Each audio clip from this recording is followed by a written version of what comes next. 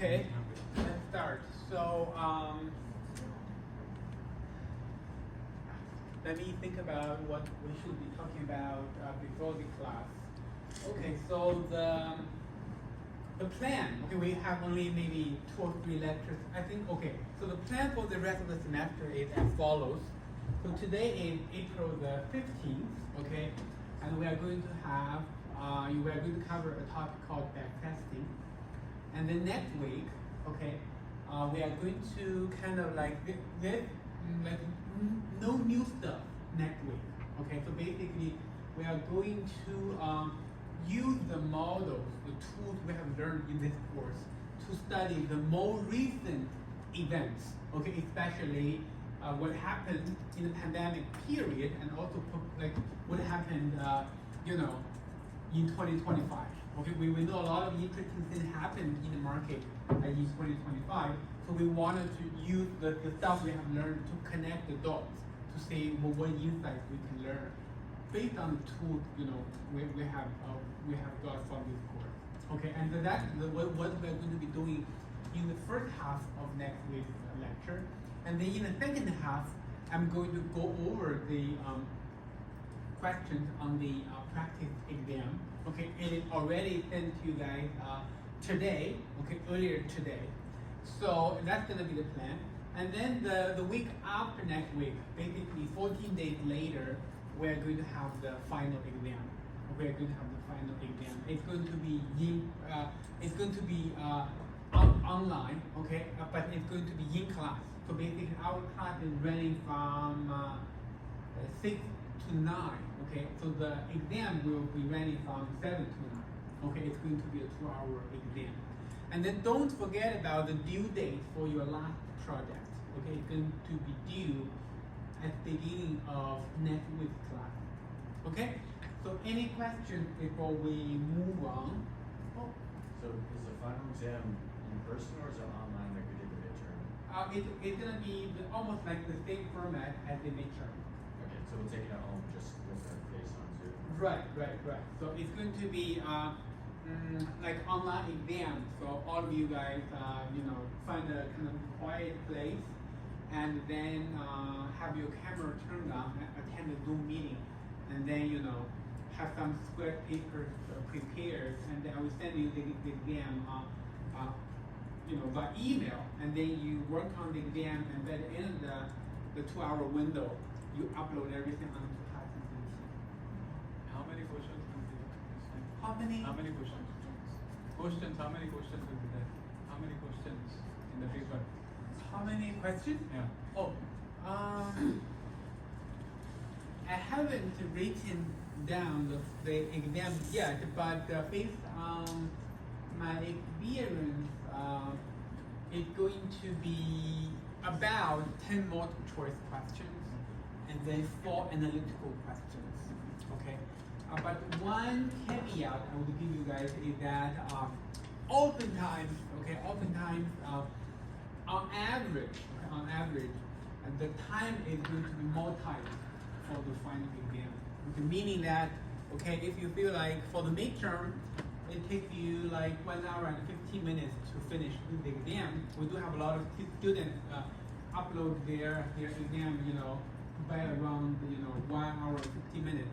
But the final, oftentimes it's gonna be longer.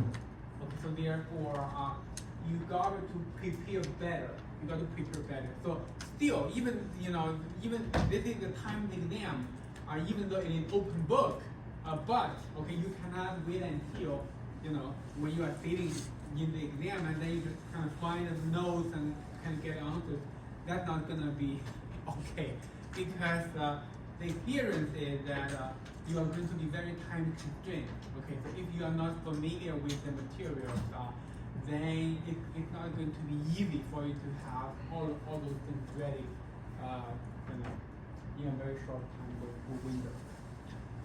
A few of us have to be in stores next week for a presentation.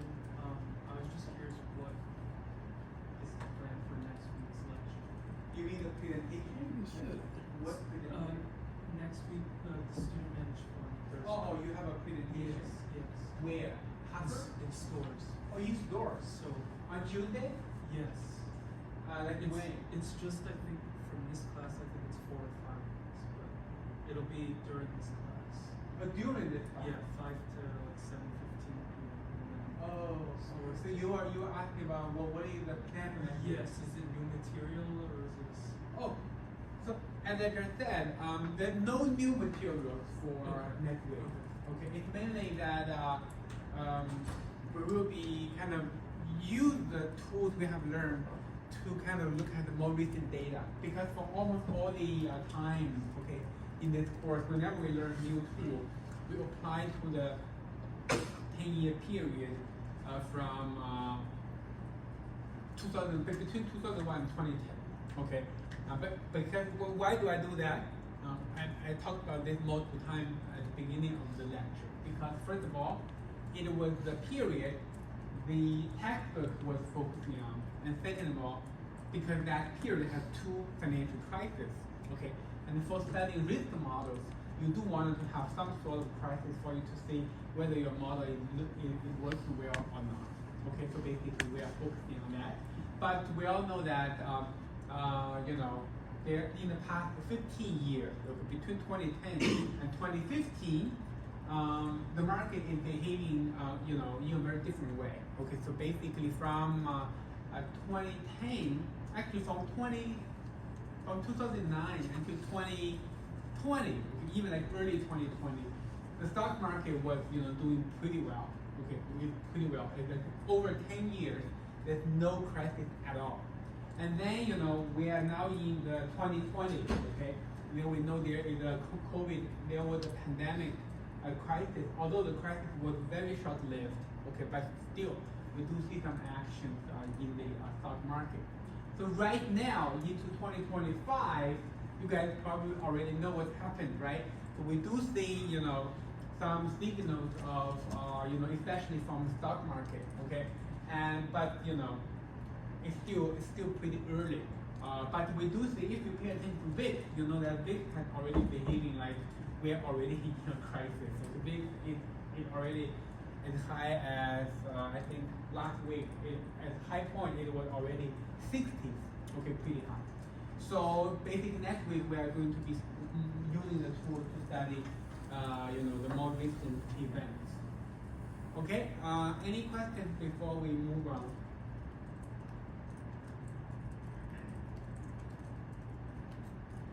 Okay, so let's first review what we did last week. Okay, let's review what we did last week. So basically, we talked about a topic called the term structure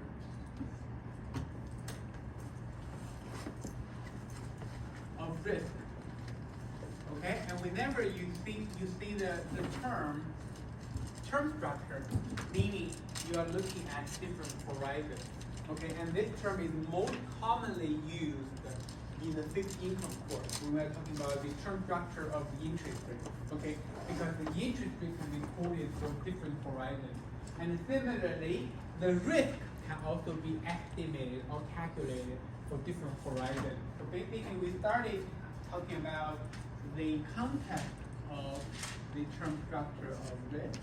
So basically, you have for a particular asset, a single asset, okay, you have a history of the historical return, and then the return for tomorrow is denoted by R1, and the day after tomorrow is RT plus 2, okay, and then we are going to look into the future, RT minus K. K is basically the horizon you are looking into the future, okay?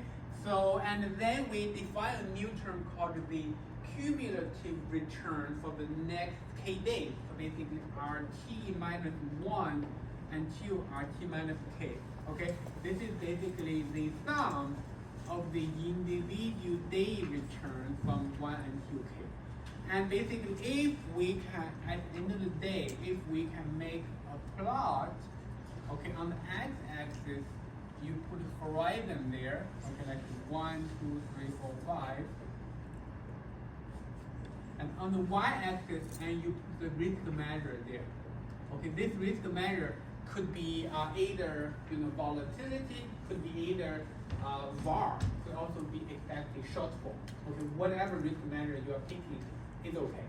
Okay, and then on the y-axis, we are going to be plotting the risk measure you estimated corresponding to this cumulative return. If the k is equal to 1, this is basically RT plus 1. Okay, and then let's say this is the VAR, okay, for that horizon. And if k is equal to 2, this basically the cumulative return for the next 2 days, which is basically RT plus 1 plus RT plus 2. Okay, and then you estimate the VAR for that horizon, plot it here. And for 3, 4, 5, okay, then you connect the dots. This is going to give you the term structure of risk. Okay, to be very clear about the definition here. Okay, the definition here is that we are looking at the cumulative returns for the horizon into the future instead of those individual day returns. Okay, so that is number one. And number two is that this plot oftentimes is actually increasing. Okay, as the horizon increases. My base plan offers customizable mobile plans, allowing businesses to choose and pay only for what they need. Base plans include unlimited talk, text. Sorry. Okay, so oftentimes this term structure will be sloping up. Okay, and this is also easy to understand. Also makes total sense because the longer the horizon, okay, the more returns you are going to be included in this calculation. Okay, and then more returns basically meaning more risk. Broadly speaking. Okay, so basically you can see this curve is going to be going up. And we have a rule of thumb, okay, when we are talking about the term structure of risk. The rule of thumb says, okay, for any horizon, okay, the term structure of risk for horizon K is equal to or is approximately, let's see, okay, we're talking about the volatility for horizon K, okay, and this should be approximately the square root of the K times the volatility for horizon 1 or volatility for tomorrow, okay, or you can also write down this rule of thumb for VAR, okay, basically the VAR for the return RT plus 1 until RT plus K is approximately square root of the K and the VAR corresponding to RT plus 1. Okay, so basically, if you are lazy and you don't want to estimate the term structure risk accurately, you can apply this kind of approximate rule. Because basically, the term structure of the risk for horizon K is going to grow at a rate of the square root of the horizon. Okay, and the relation is basically written down like this. And this rule of thumb applies to all the risk measures you are interested in. For example, volatility, for example, VAR, for example, expected shortfall. Okay, and we know that, okay, in last week's lecture, we know that this rule of thumb, okay, broadly speaking, it is an approximation. That's why we are writing like this, okay? But in some very special cases, it is actually an exact equation. For example, if you're talking about the term structure of the volatility for the risk matrix model, okay, and this equation exactly holds accurately, okay, and but for Gauss model, and this equation is not going to hold accurately, And in the second question on your last project, I was asking you guys to kind of understand that kind of relation better. Okay, understand that relation better. And the theoretical counterpart, okay, I mentioned in that question are basically the equations on the slides. Okay, are the equations on the slide. So this is the term structure of risk. And okay, we also mentioned a little bit of background about why are we estimating the term structure risk. The reason is mostly regulation kind of purposes. Okay, so because all of those commercial banks and insurance companies, okay, they are supervised by the central bank. Okay, the central bank, especially after 2008, after the global financial crisis, and the central bank is imposing, stronger they wanted to eliminate the possibility of systemic risk. So therefore, for all the financial institutions in the U.S. economy, they want to make sure that the risk profile of the assets, okay, are looking healthy. So therefore, you have to report the term structure of risk for your underlying assets. Okay, even for maybe next week, next month, next quarter, next year. Okay, and we all understand that the longer the horizon, the less accurate the estimate will be. Okay, this is very understandable. It's very similar to weather forecast. Okay, even though we know that tomorrow's weather forecast is most likely to be more accurate, but we are still interested in learning what's going to happen maybe in the next 2 weeks. Okay, for risk management purposes. So this is kind of the context. And then given that we just mentioned that this is a rule of thumb, okay, for estimating the term structure risk. And the rule of thumb meaning is not, it's not going to be exactly accurate. Then, okay, if you are very kind of detailed oriented, and if you want to figure out a very kind of precise way to estimate the term structure risk, so the approach we talked about last week is called the Monte Carlo simulation. Okay, Monte Carlo simulation is the idea that we basically based on supercomputing powers to help estimate a lot of things we are interested in. Okay, it's not only applied to the context of the term structure risk. Okay, I believe in your other courses you might have heard about this methodology as well. Okay, it's basically like an idea to do something. Okay, and we just apply it to this kind of term structure context.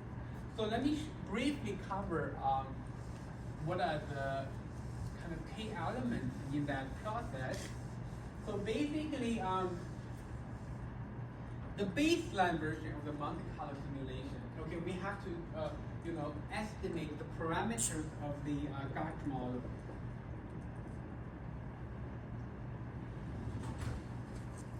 Okay, and typically we estimate the Gauch 1 model. Okay, and you will end up getting the parameters omega, alpha, and beta.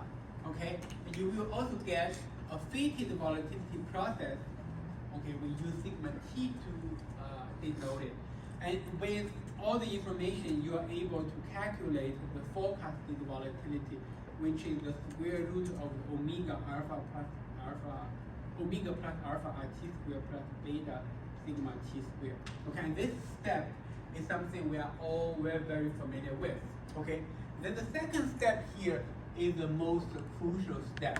Okay, most crucial step is that you are trying to create a gigantic matrix, and this gigantic matrix has the dimension of MC by K.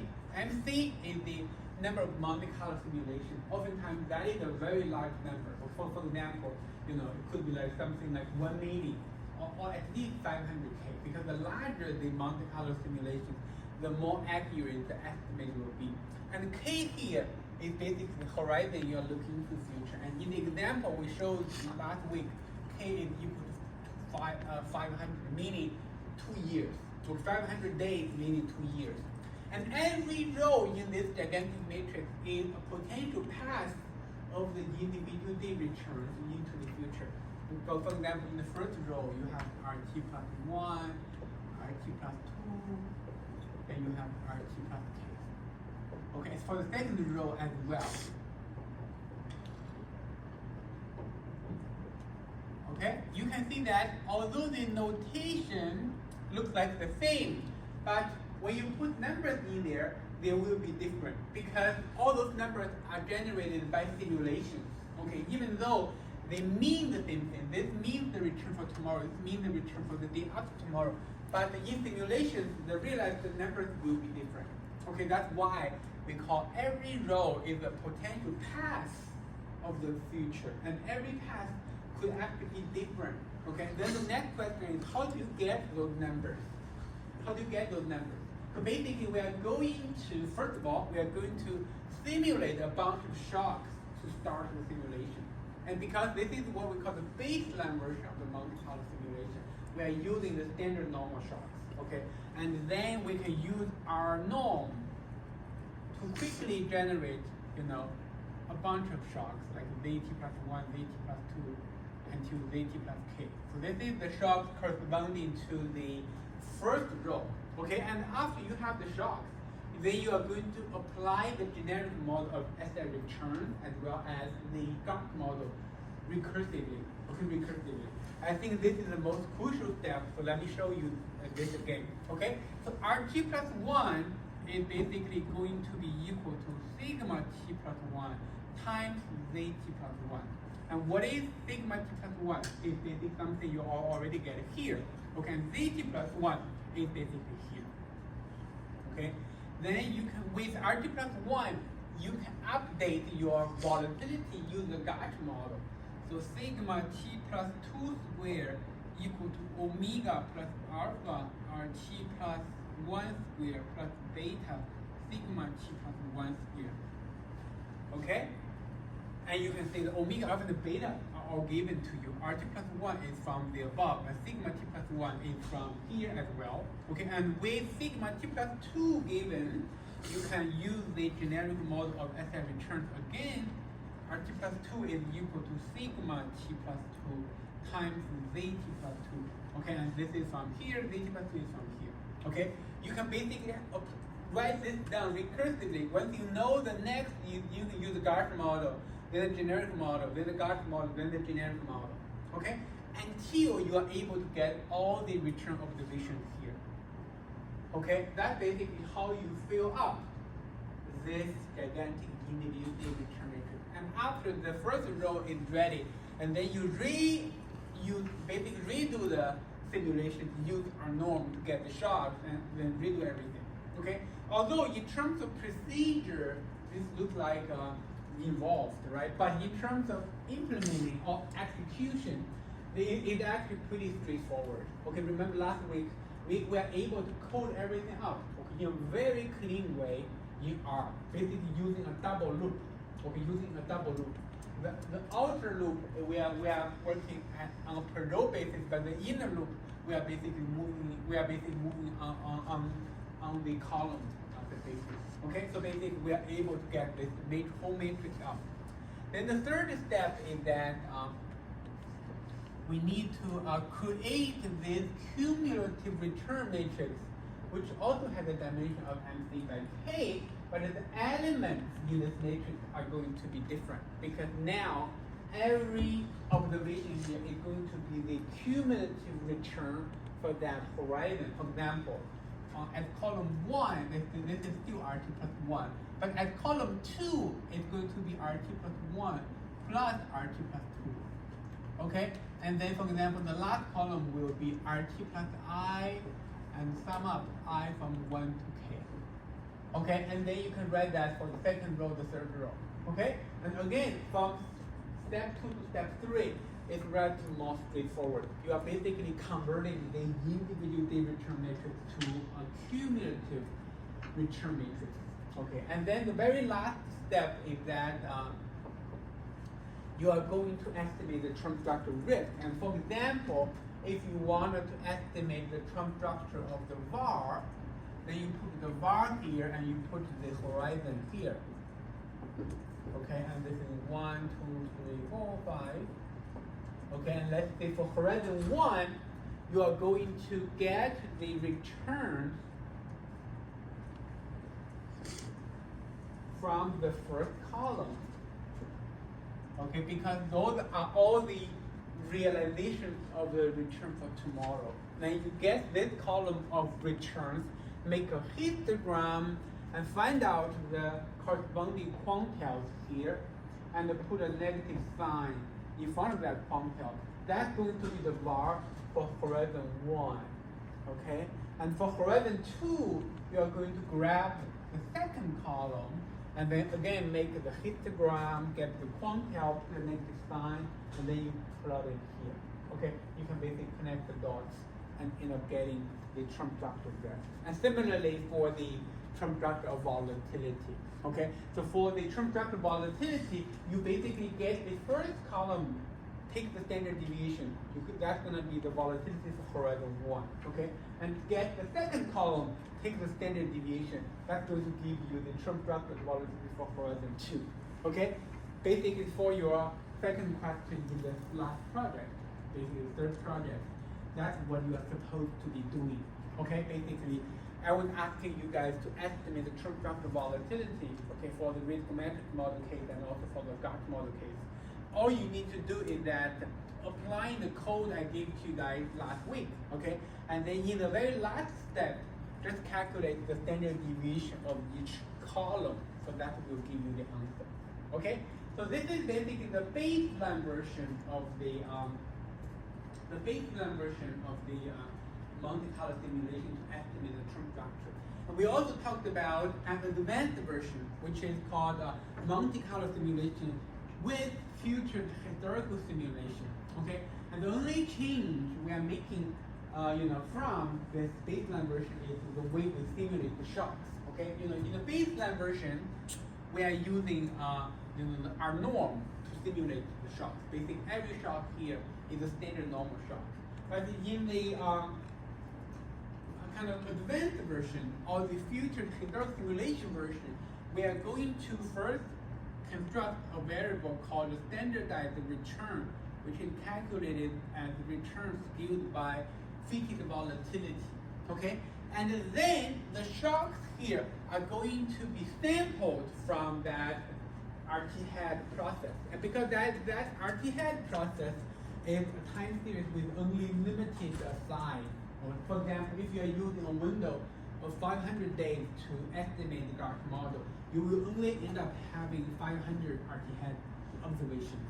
So the question you have to address in the second step here is, how can you have so many shocks if you have only 500 RT head? Then the trick there is what we call a process called sample with replacement. Okay, there is a command in R called sample. Okay, so basically, if you can sample with replacement, then you would still be able to get this whole matrix filled up. So that is the kind of the only change we are making in that advanced version of the Monte Carlo simulation. Okay, and you can see that the stuff we covered last week, okay, is very kind of coding heavy. Okay, so basically the idea here is relatively straightforward, is relatively simple, but the burden comes down to whether you can or whether you are able to code everything up, okay, in a very clean way and make sure you are not making mistakes. So that's why we have the third project. I was hoping that you guys can get a lot of training from that question, okay, understand the code better. And then toward the very end, we also talked about a related topic called how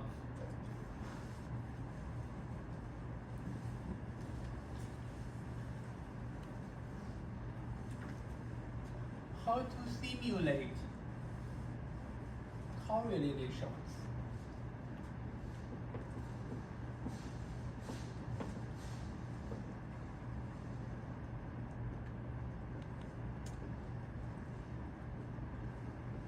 Okay, so why do we have this kind of question? Because in the Monte Carlo simulation context, okay, if you have only one asset, the job is super easy. Okay, when you are simulating the shocks, you just simulate. Okay, you are not bounded by any constraints. But if you do have two assets, and the two assets may already exhibit certain kind of correlation structure. For example, last week we talked about there is the omega matrix, okay, and this omega matrix gives you the correlation structure between the shocks to the two assets, and they end up getting a mildly negative correlation of negative 0.4. And basically the question is, how do you simulate shocks that can give you exactly this kind of structure? And this is not obvious and also non-trivial. So why? Because if you do simulate the shocks for asset A and asset B respectively, and you check their correlation, it's going to be there. Okay, it's not going to be a number like negative 0.4. So therefore, we need to learn how to do the simulation. We follow a two-step process, and the first step is that you need to simulate the SSA and SSB shocks respectively by using our norm. Okay, let's simulate them ready because we are going to be using them, in the second step. In the second step, we are going to go through a Cholesky decomposition of this omega matrix, and we will get another matrix. Okay, this matrix has the same size as omega. Okay, and then we are going to create. Okay, let's gonna put ZA. Okay, ZA is basically like a column vector. Okay, let's put ZA, in the first column, and ZB in the second column. So therefore, this matrix is going to be MC by 2, okay, because the ZA here is basically is going to be MC by 1 kind of column matrix, and ZB here is a matrix which has a dimension also MC by 1. MC is basically the Monte Carlo simulation numbers, okay, and then you put ZA and ZB in MC by 2 matrix, and then you multiply tau by tau. Okay, this is MC by 2 multiplied by 2 by 2. You end up getting a new matrix which is also MC by 2. Okay, and the first column of this new matrix is what we call ZA star, and second column of this new matrix is what we call ZB star. And now ZA star and ZB star, they will exhibit the correlation structure we talked about right here. Okay, we talked about right here. So, okay, any questions? This is basically kind of an overview of last week's lecture, because the topics we are covering is getting more and more advanced. So, and I feel like it's useful to kind of go over it again for you to kind of catch up on the stuff. Any questions? So next, okay, I wanted to give you guys some time because I believe you guys all received a survey called the Student Experience of Teaching Survey, right? Sometime last week or over the weekend.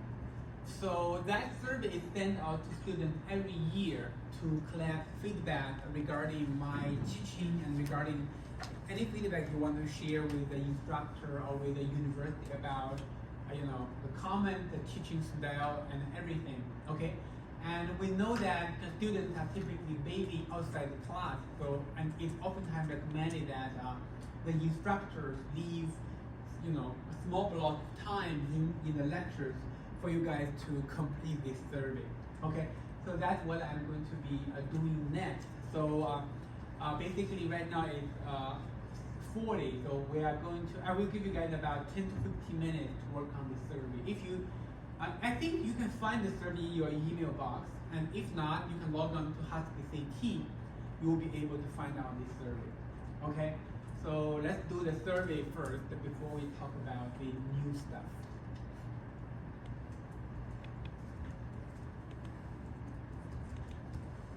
If you have any questions getting access to this survey, please let me know. And as I said, I appreciate your feedback with this course. Okay.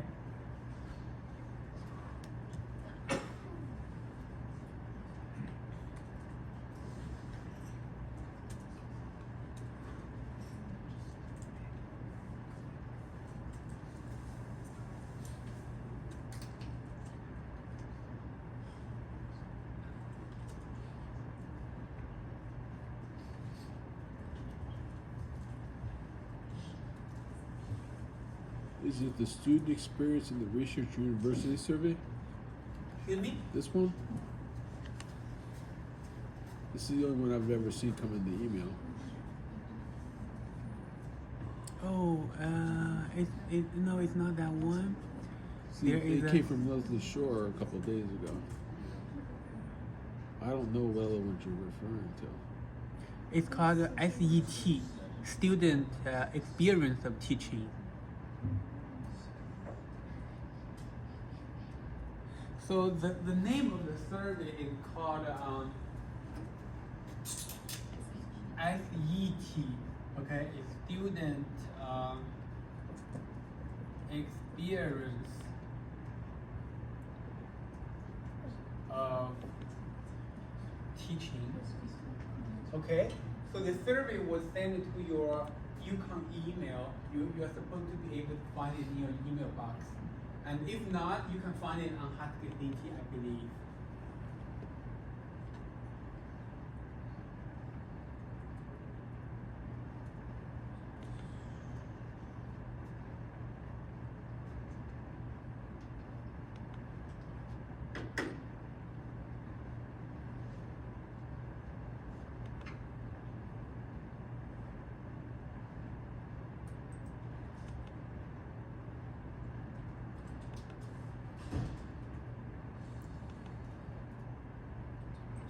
I don't see it on Husky CT either. Just go and look and search for 600. Where? Look. 7, just 600. Yeah, he just said that's not the one though. Oh, that's one picture I'm That's the only one right I've gotten. now. I know, I've Yeah. got that one, but he said it wasn't it.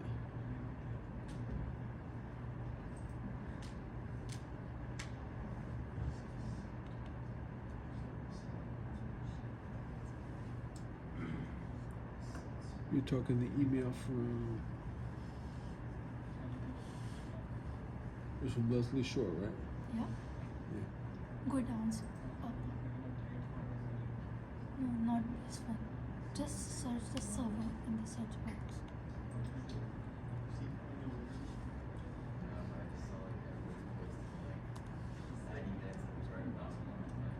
You go first. First. Yep. This one? Yeah. Click here. Yes. So his name is also there. Okay.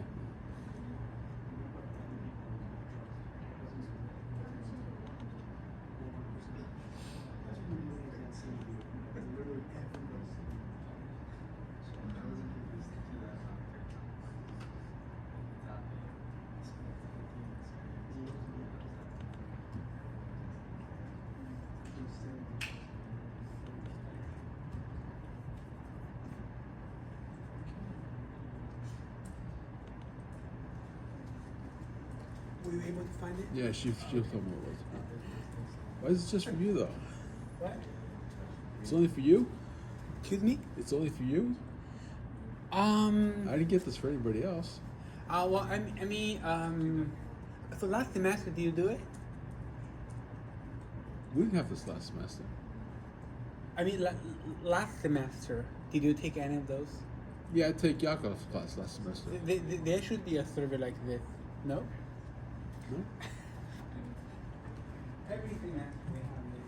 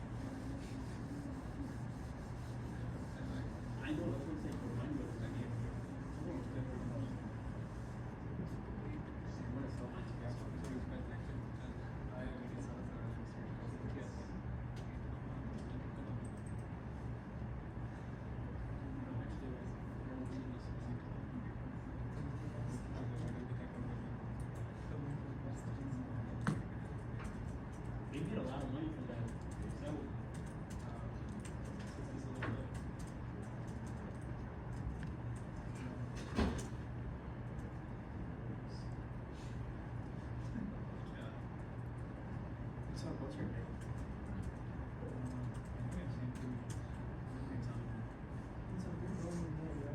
Huh? Next year. You're gonna buy mine. What? The grad gown, cap.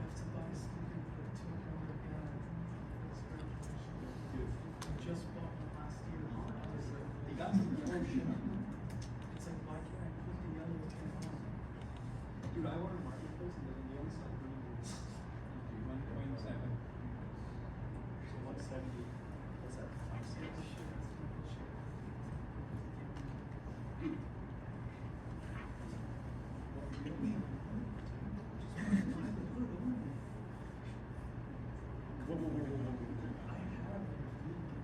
I have it too. Yeah, it's just Hold on, you like just I have your email. I will look at it if I can find it. You start coming to me. But I'll just Oh, so you can just buy the little. No, don't do it yet. Let's email email and go ahead and put it in. That's fine. It's just the blue one.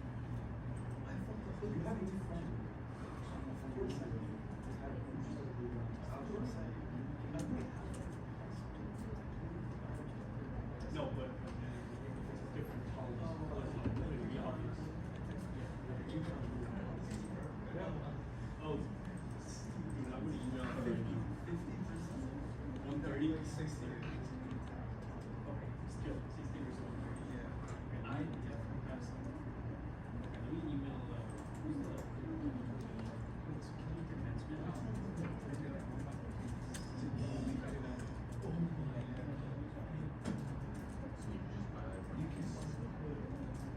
Yeah, she sent me this one. Yeah, I said it. Oh, you did? It's in the group chat. Dude, is he the person on the back? I want to confirm it. Yeah.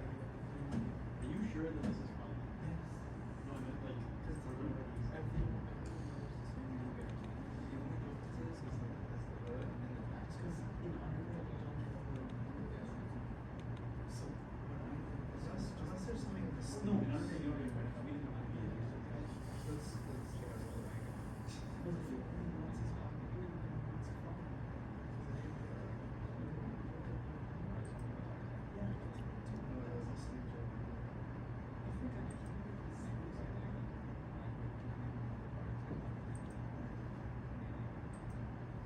Can you be in a neighborhood every time? You go down the same road. Do the same things. Actually, it's really quite serious. I really. Well, they have access to the No, I know. It's like an open book. Oh, yeah, yeah, yeah. So I have to just do this. It's just the same thing. It's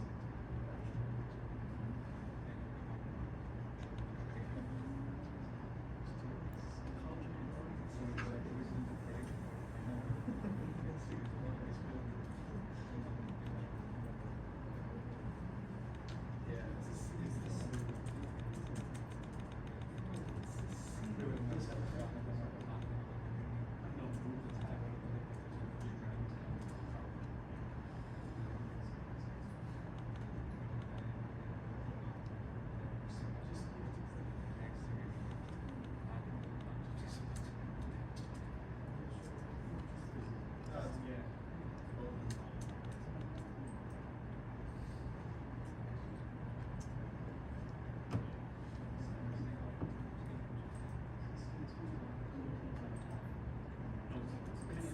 No, it's just like a weird like thing on. I mean, unless you think I should keep moving.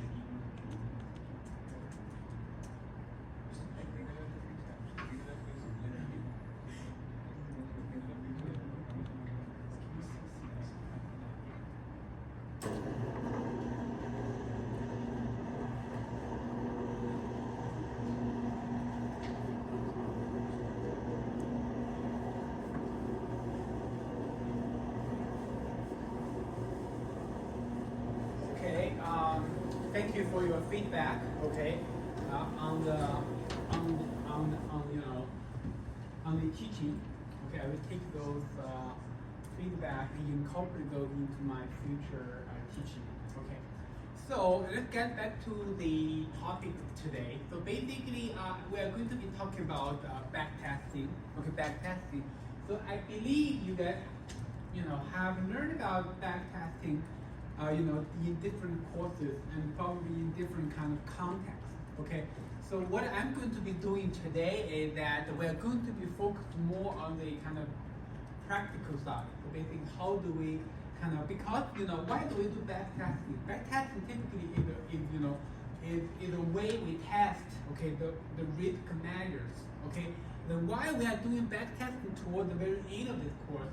Because we have learned about multiple ways of estimating VAR. Okay, for example, in lecture 2 we learned about the historical simulation version and also the parametric version. Okay. And then in lecture 6, basically in the non-normality lecture, we learned about the future historical simulation version of estimating the VAR and also the student T version of estimating the VAR. So basically that two versions of the newer version of the VARs, they are able to take the tail risk into account. Okay, so today we are basically going to, let's come back and test all of those risk measures to see which one is kind of delivery, along a dimension of matrix. Okay, so basically, back testing, as the name suggests, we are basically go back and test. Okay, go back and test. And the back test procedures, as I highlight here, can be seen as a final diagnostic check on the aggregate risk model. Okay, on the aggregate risk model. Thus, it is going to complement the other various specific diagnoses we have been doing before. Okay, so the back testing we are going to be doing today is mainly, or actually specifically for the VAR measures we have been talking about over the course of this semester. Okay, over the course of this semester. To motivate back testing, let's take a look at figure 13.1 from the textbook.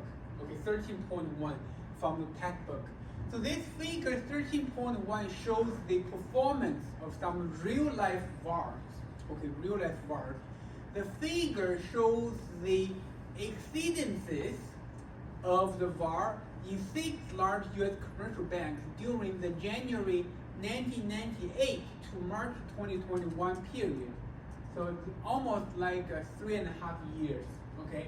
98, 99, and 2000, and then early 2001.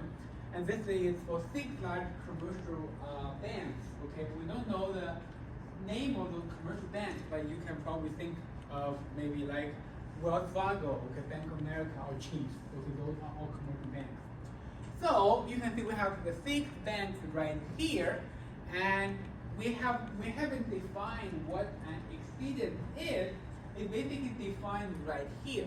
Okay, so basically, the exceedance is basically is written like this. Okay, it's calculated like this. So basically, you have the VAR. Obviously, this is the 1% VAR. You can see the 1% is up there. Okay, so basically, you are going to use the return of that commercial bank portfolio minus the negative VAR. Okay, and then you take the minimum between this quantity and 0, and then scale by the volatility of the commercial bank portfolio. Okay, and obviously you think about this quantity. Okay, so this quantity can only be negative. So why? Because let's say if return is larger than negative VAR, if return is larger than negative VAR, then this is going to be positive. Okay, and then you take the mean between a positive number and a 0, you're going to get a 0. Okay, and if the return is smaller than negative VAR, this is going to be a negative number. And you take the mean between a negative number and a 0, you are going to get a negative number. Then you scale it by the volatility, which is a positive number. This quantity is still negative. So basically, based on what we just talked about, this exceedance time series can only be either 0 all negative. Okay, basically it cannot go positive. But based on the analysis we just talked about, we also know that when this quantity is going to be negative. Okay, so basically only when the return is smaller than negative var, this quantity will be negative. Okay, let's make a histogram to understand this better. So let's see the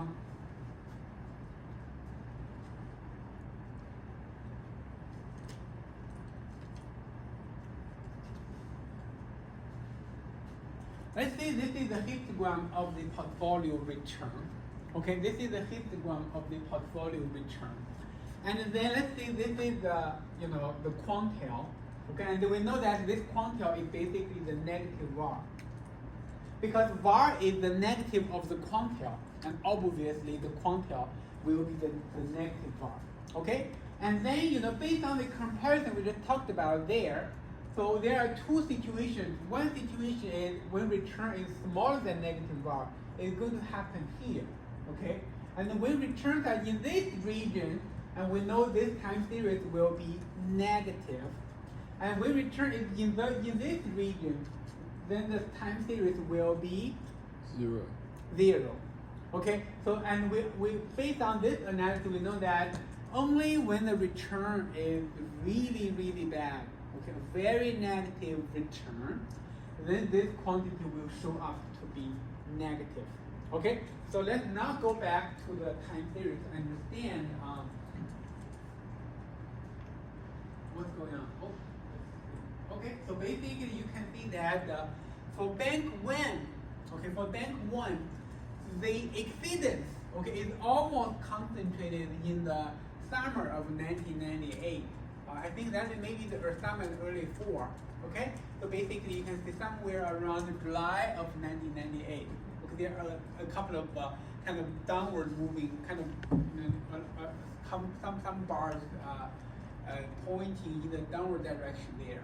Okay, and for bank 2, and you can see it also seems to be concentrated along that time window. Okay, and for bank 3, and it looks like there are 2 episodes of the kind of the exceedance. And bank 4 is very interesting. There's no single observation of an exceedance.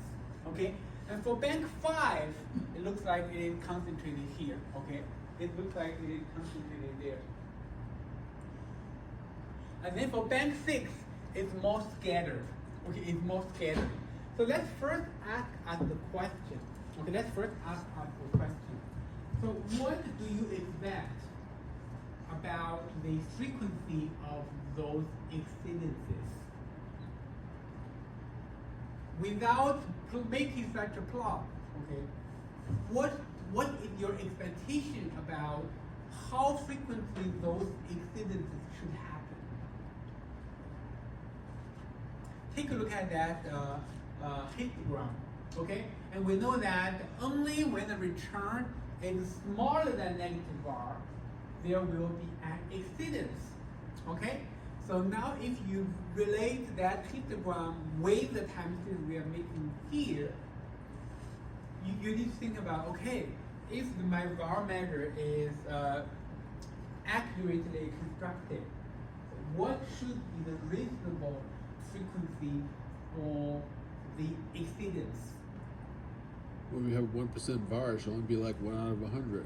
It uses what? If you're using like a 1% var, it should only be 1 out of 100. Exactly. Okay, so basically if you look at this, okay, if you're talking about 1% var, then the frequency or the probability of the exceedance should be exactly equal to 1%.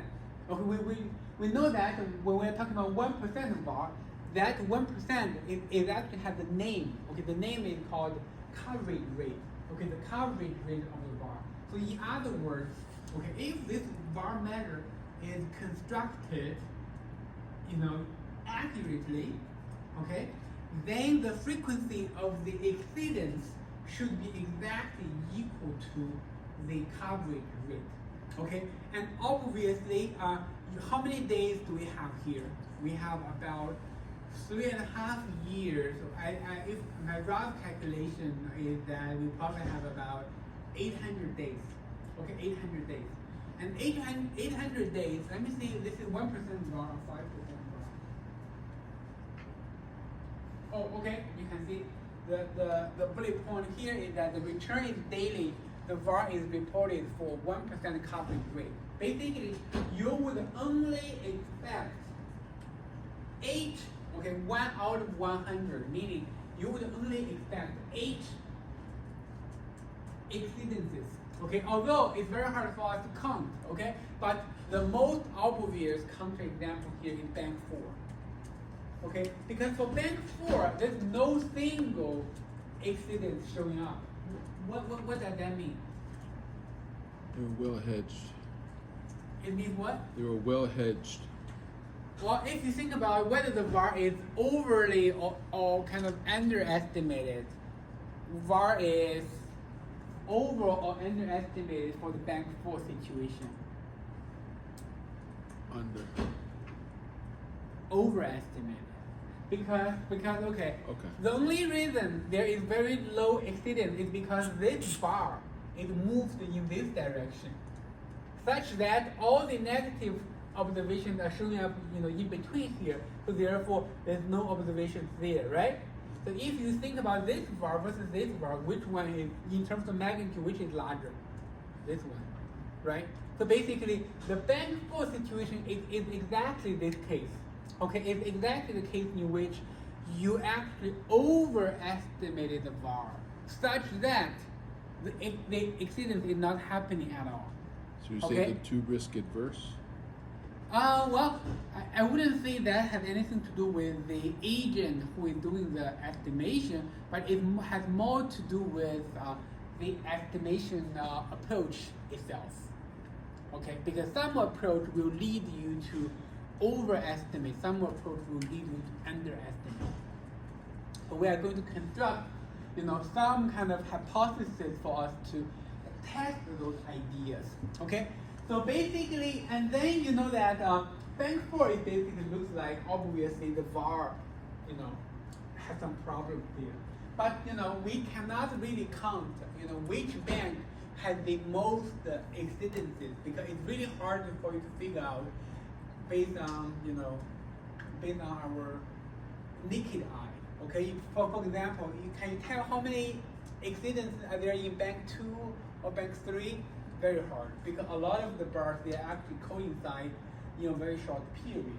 Okay, but the basic idea, okay, based on the discussion we just had here, is that okay, if a VAR measure is reasonable, we do have some expectation about the frequency of the exceedance. Okay, we do expect the frequency of the exceedance is equal to or is around is roughly the coverage rate.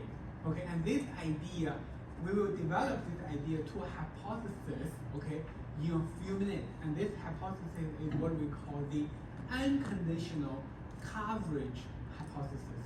Okay, we are going to be talking about this very soon.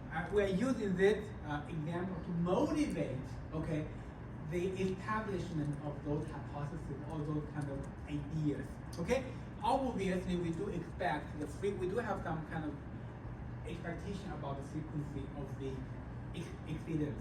Okay, so the second criteria we have in mind is that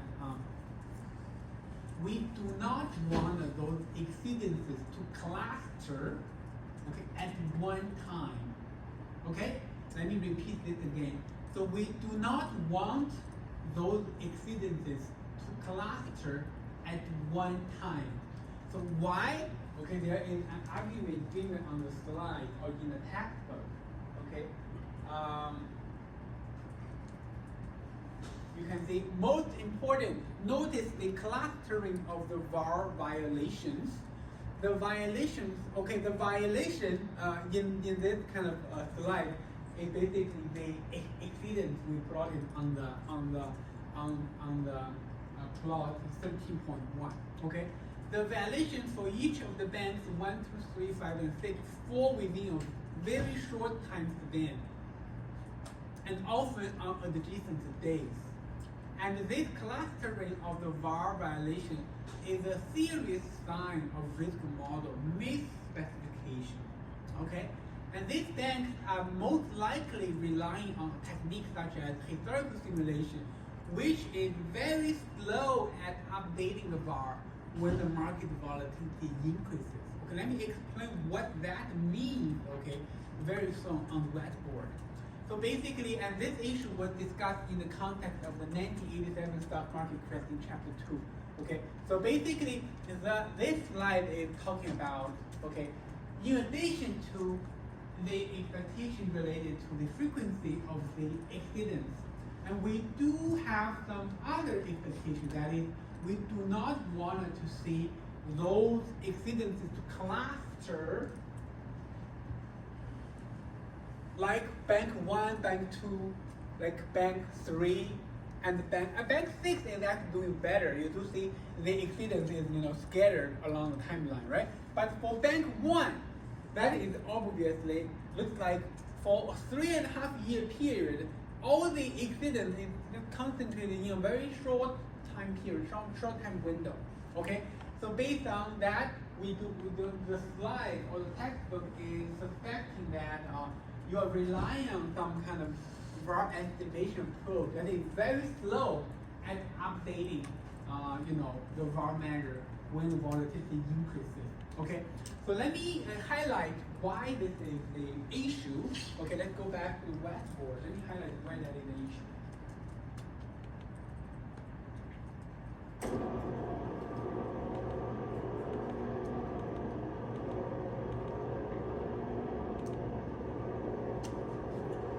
So let's see the market delivers very negative returns on 2 given days.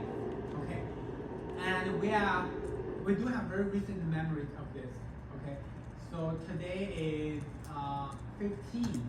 Okay, so on April the 3rd and April the 4th. Okay, basically 2 weeks ago. Okay, April the 3rd. And April the 4th. Okay, if my memory serves me right, the S&P 500 declined by, I think here is negative 5.8%. Okay, here is negative 4.8%. Okay, and you can double check, the data. Okay, take a look at the Yahoo Finance website to figure out the return. But this is what happened 2 weeks ago. Okay, 2 weeks ago. So the clustering of the exceedance is more likely to happen when something like this happens. Okay, so let's think about why those exceedances can sometimes cluster when the market is behaving like this. So let's say I'm a risk manager at a commercial bank, okay? And the right before this day, that's April the 2nd. Okay, April the 2nd looks like the market was still doing pretty well, was kind of calm, okay? And then based on the information up until April 2nd, I estimate the VAR to be 1%, okay? Because at that point, the market was kind of calm. And then, okay, you come to April 3rd. You see the market delivered you a very negative return. Okay? Then if we plot this on that graph, okay, it's going to show up as a negative bar because the return is smaller than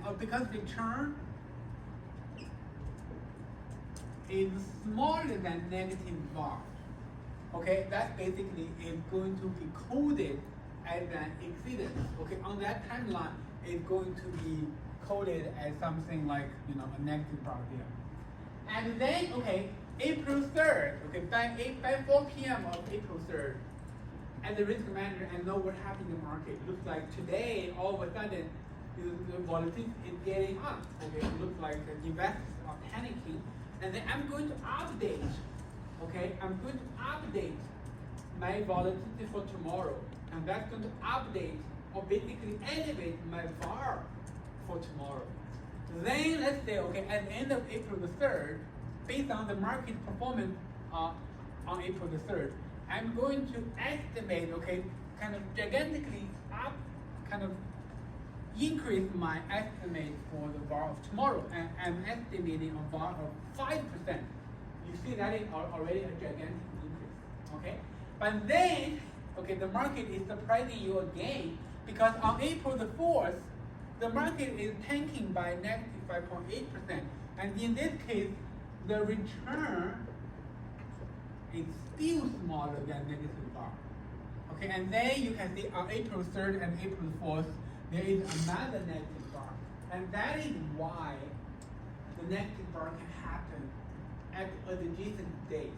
Okay, it oftentimes happens when the market is delivering very kind of negative returns on adjacent days.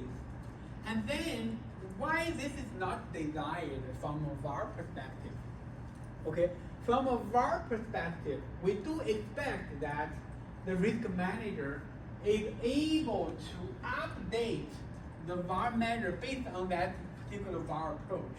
It's able to update, okay, the VAR measure such that for April the 4th, or such that for tomorrow, whether it's going to be an exceedance or not, is not predictable based on the information we have today. Okay?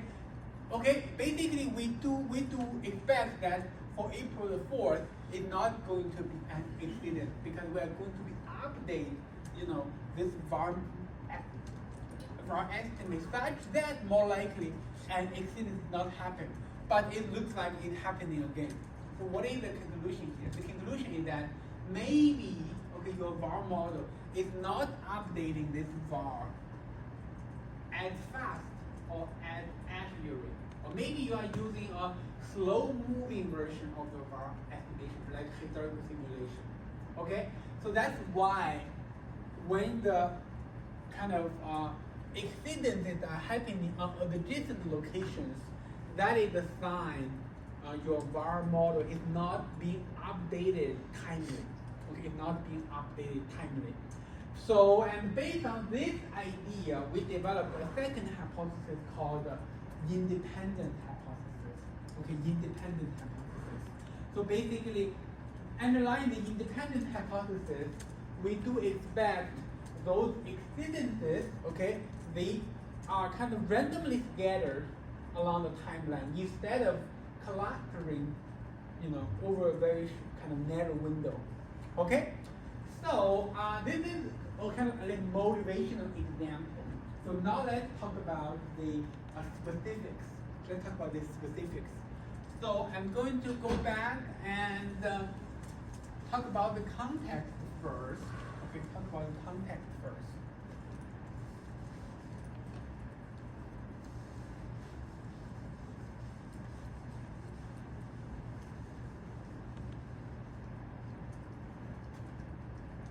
So again, we have historical returns R1, R2, RT minus 1, and RT. Okay, and this is the vertical line indicating where you stand, and RT plus 1 is going to be tomorrow. Okay, and this is the context we are very familiar with. Okay, so previously, our attention is fully devoted to estimating the VAR for RT plus 1. So today, not. Okay, today not. Today we are doing back testing. Meaning our attention is going to be more focused on the historical return because, okay, based on the particular VAR estimation approach, we have already estimated VAR for each of the historical days. Okay, for example, we are going to have VAR 1, VAR 2, okay, VAR T minus 1, and VAR T. Okay, so basically the VAR with the subscript T, meaning the VAR estimated for that particular day.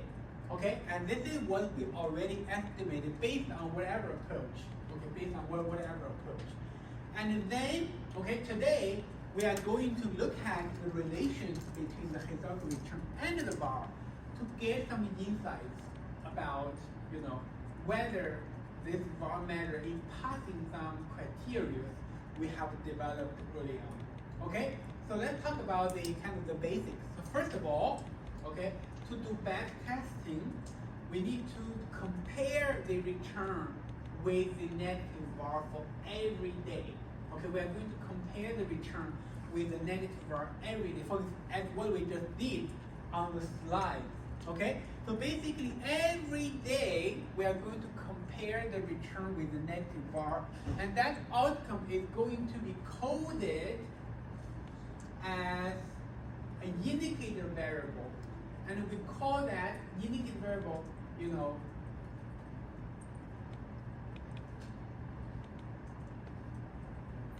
so basically, every day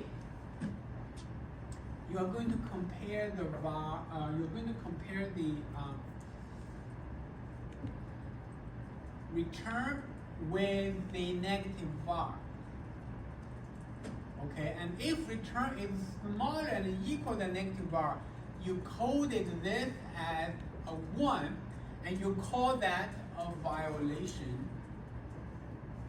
Okay, and if return is larger than negative VAR for that particular day, you are going to code this as 0, and you call this a no violation. Okay, so basically this 0, 1 is basically is the outcome an indicator variable. Okay, we know an indicator variable can basically only take on values of either 0 or 1.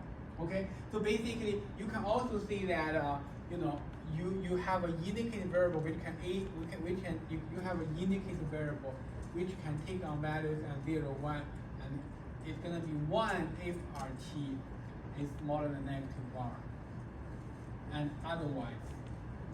Okay, and if it's a 1, it's called a violation, and if 0, it's called a no violation. Okay, so then you by doing this comparison, okay, for every day you have in the historical data, you are going to get a 0, 1 sequence. For example, you're going to get something like 0, 0, 1, 0, 1, 0. Okay, because every day you do the comparison, you end up getting either 0 or 1. You end up getting either violation or no violation. Okay, and then together, okay, we call this the hate sequence. Okay, this is called a hate sequence. The hate sequence is basically the sequence of the 0 or 1, or the sequence of the violation or no violation you have just get from doing the comparison game. Okay, any question with this process? So I want you guys to be very clear that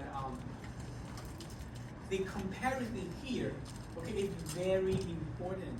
Why it's important? Because all the back testing we are going to be doing after, basically, next, okay, is going to be based on this hit sequence. Okay, all the back testing, like the outcome of the back testing, is going to be based on this 0, 1 sequence. So if you get any of this wrong, you can imagine all the calculation we are going to be doing next will tend to be wrong as well. Okay, so you have to be really careful in the very first step to get the hit sequence correct.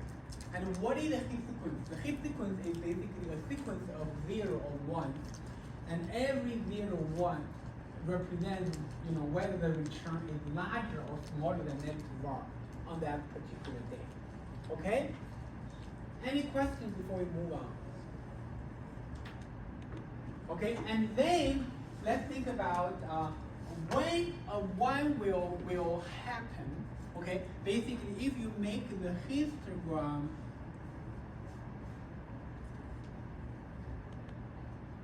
of the returns, okay, if you make the histogram of the returns, and basically this vertical line will be the negative of the VAR.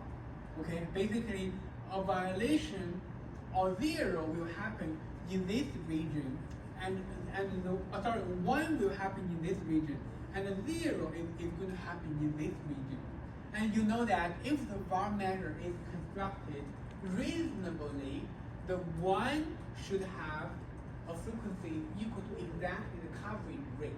Okay, and we use P to denote the coverage rate of the var. Okay, if this is a 5% var, P is equal to 5%, and if this is a 1% var, P is going to be equal to 1%. So basically, the one should be showing up with a frequency equal to roughly the coverage rate, which is P. Okay, and this is basically the first criteria we have just developed from the motivational example. Okay, we actually have a name for this hypothesis. The name of this hypothesis is called the unconditional coverage hypothesis.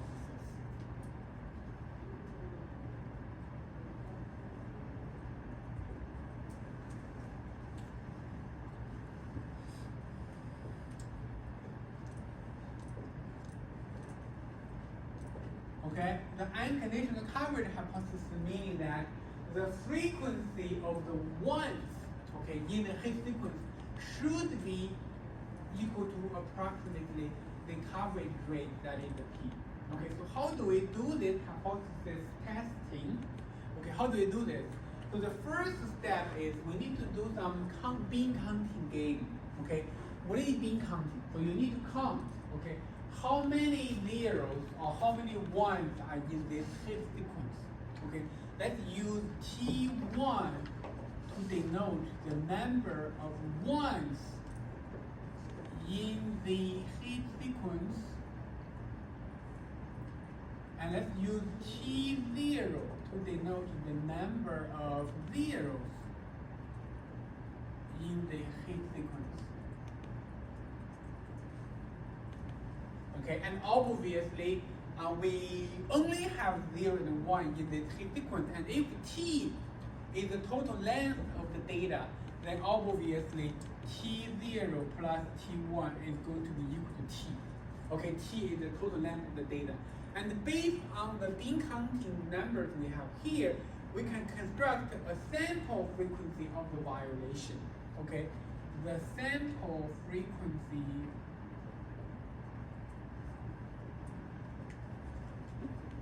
of violation, we use pi to denote it.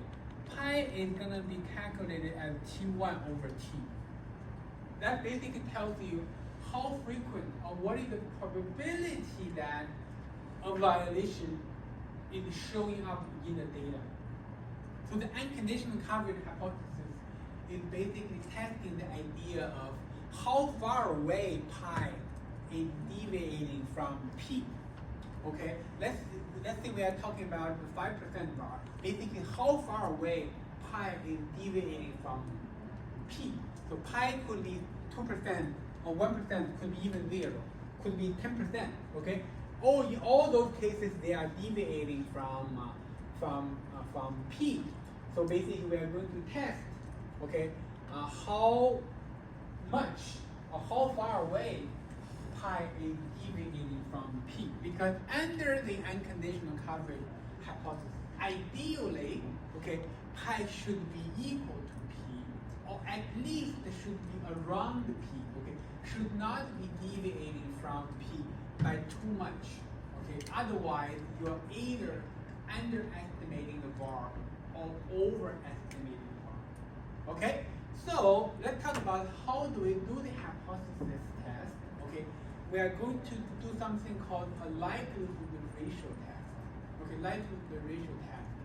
So I hope or I believe you guys have learned or have get some background about hypothesis test from Rick modeling 1.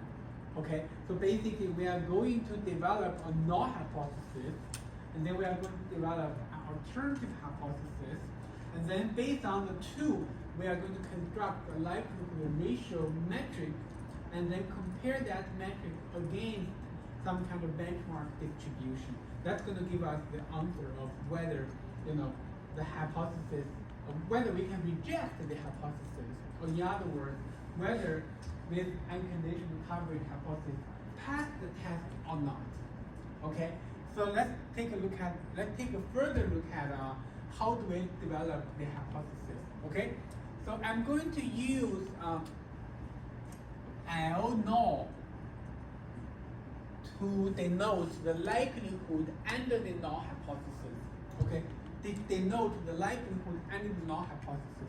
So under the null hypothesis, let's go back again and take a look at this 0-1 sequence.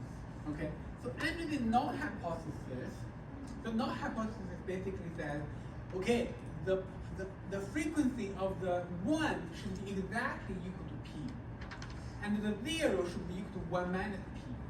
Okay, under the null hypothesis, then the p every day, the 0 should show up with the probability of 1 minus p. Okay, this is going to be 1 minus p, and this is going to be p. Okay, this is going to be 1 minus p, and this is going to be p, and this is going to be 1 minus p. Okay, and then the total likelihood is going to basically be, you just take the product of those individual probabilities coming from each day. And you can count how many 1 minus p we have here. That's t0, right? How many p we have here? That's t1. So therefore, the likelihood and the null hypothesis is basically 1 minus p raised to the power of t0 times p raised to the power of t1. Okay, that's the likelihood under the null hypothesis, because under the null hypothesis, a violation is going to happen with the probability equal to exactly p. Okay, so therefore, this is p. And the likelihood for no violation or for 0 is going to be equal to exactly 1 minus p. That's going to be here, here, here, and there. Okay, and if you take the product of those individual probabilities, that's going to give you the likelihood under the null hypothesis. Then the next is going to be the likelihood under the alternative hypothesis. Okay, under the alternative hypothesis, we do not know, okay, for every day, how frequent or how large the probability is for a violation is going to happen. And we don't know that for 0 either, okay? And the only thing we can do is that we can do our best to estimate the frequency of the violation, okay? And the best estimate we just came up with is the pi. Okay, is the pi. Pi is basically the sample frequency of the violation. So basically, under the alternative hypothesis, the 1 is showing up with the probability equal to pi, and the 0 should show up with the probability equal to 1 minus pi. Okay, and the 0 should be 1 minus pi. This should be 1 minus pi, and this should be pi, which should be 1 minus pi. Okay, and then the likelihood under the alternative is going to be equal to 1 minus pi raised to the power of t0, and the pi raised to the power of t1. Okay, I hope you guys understand how we get here. Okay, this is all we are doing for the unconditional coverage hypothesis, and for doing that hypothesis, we need to develop a null hypothesis and then construct the likelihood for that null hypothesis. We also need to develop an alternative hypothesis and then calculate or figure out the likelihood for the alternative hypothesis. Okay? And then based on the two, we can construct a likelihood ratio, LR here meaning likelihood ratio. Okay, likelihood ratio is written as -2 natural log, okay, and natural log of a ratio which is likelihood under the null hypothesis and the likelihood under the alternative hypothesis. You can further write this as -2 natural log of 1 minus p raised to the power of t0, p raised to the power of t1, 1 minus pi raised to the power of t0, and pi raised to the power of t1. Okay? And then it turns out, this like the ratio statistic follows a particular distribution. Okay, it actually follows a chi-squared distribution with degree of freedom equal to 1. Okay, and this is how we write down this distribution. It's called the chi-squared distribution. Okay, oftentimes write like this. Okay, chi-squared. Okay, and then the subscript number we write down there is the degree of freedom for this distribution. Again, the degree of freedom here is just like the name for a particular parameter for this distribution. Obviously, this degree of freedom can be 1, can be 2, can be 3, can be any positive integer. Okay, so but it turns out that for this likelihood ratio statistic, the whole quantity follows the chi-square distribution with degree of freedom equal to 1 exactly. Okay, and you may wonder, at the beginning, oh, why? I can understand if you want to construct a likelihood ratio, you can just take the ratio between the two. Why do you need to take the natural log and then you multiply by -2? Now you probably understand better. Because after you do those kind of conversions, you will end up getting a quantity, and this quantity exactly follow a particular kind of distribution. And then you can compare the quantiles of this distribution with the likelihood ratio number you get. Okay, it turns out that how do we do the unconditional coverage hypothesis?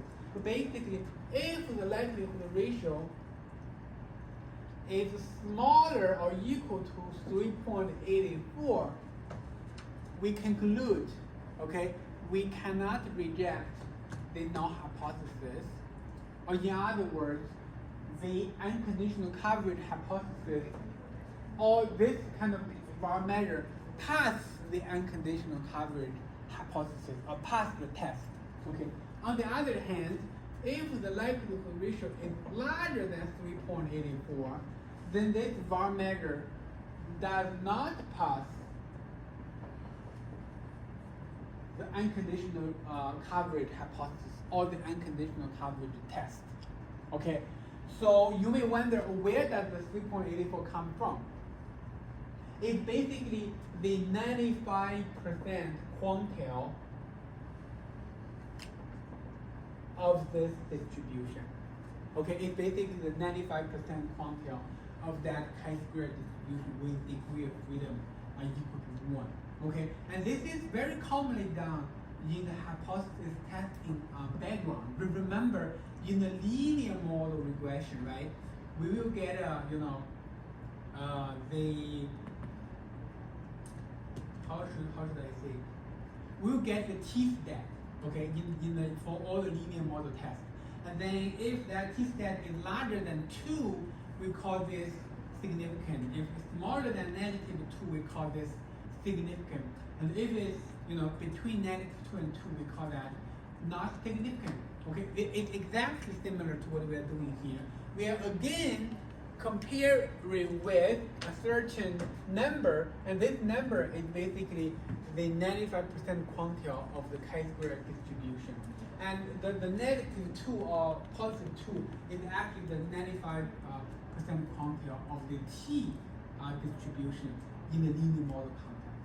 Okay, so let me quickly summarize. So if you feel like confused, let me quickly summarize, give you a more concise way of doing unconditional coverage hypothesis test. Okay, so basically you have to prepare the hit sequence first. Okay, have the hit sequence ready, have the 0-1 sequence ready. Okay, and then you need to count the number of zeros and number of ones in the hit sequence, and the number of zeros is denoted by T1, and the number of ones is called T1, the number of zeros is called T0, and because they sum up to be the length of the data, which is T, so the sample frequency of the violation can be calculated as pi equal to T1 over T. And then you can construct the likelihood ratio under the null hypothesis, and the likelihood ratio under the alternative hypothesis.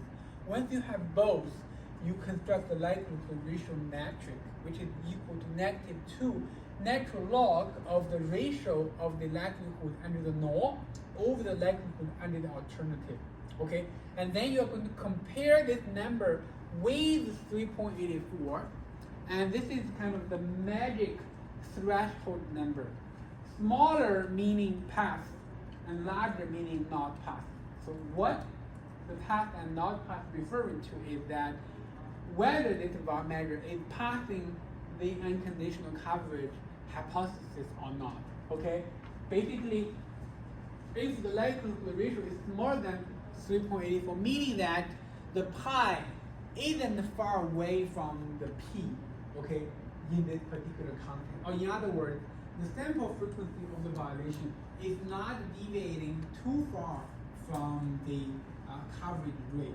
On the other hand, if the likelihood ratio is larger than 3.84, then the pi has been deviating from p probably by too much. Okay, and that larger deviation is causing the unconditional coverage hypothesis to fail. Okay, does that make sense to everyone? So let's take a break here, and when we come back, I will show you guys how to execute this in R. Okay, how to implement this idea in R.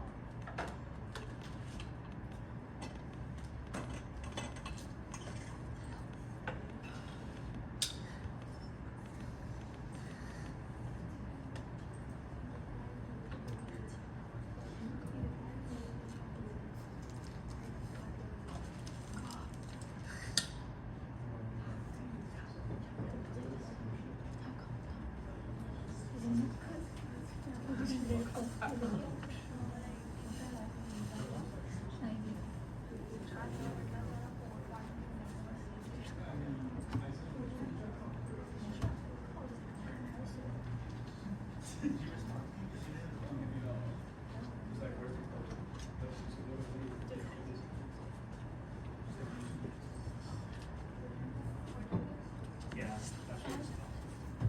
that's it. And you just scroll all the way down. So you go all the way down. Yeah, you can see that. You just told me where's the Python? Because it's all the way down. So you submit the Python file first, it goes down, then CSVs get stacked on top. I know. So I sent it all in an email. So you should email them that.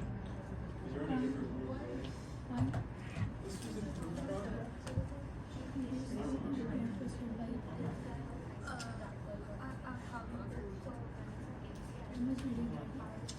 How much did he grade? Did he comment anything? He's just like percent. He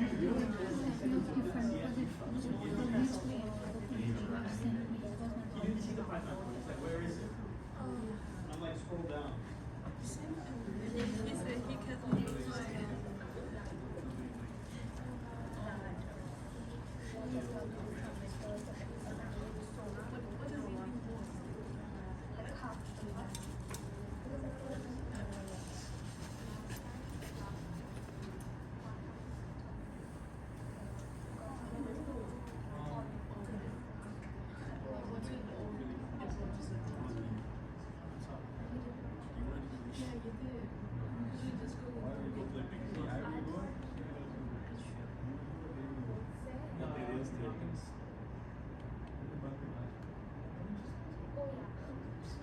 I'm ready.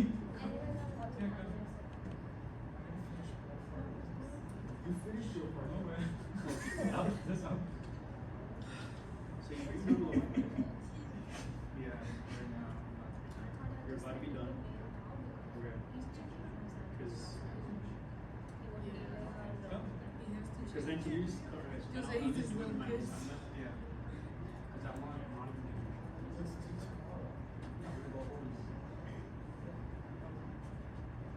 That's why I was going to.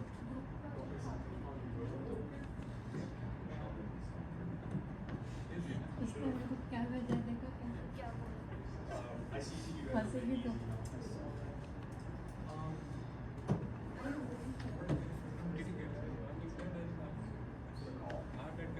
आवाज करके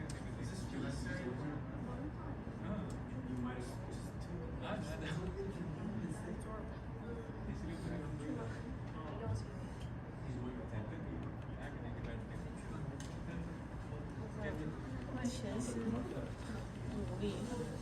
Basically, once.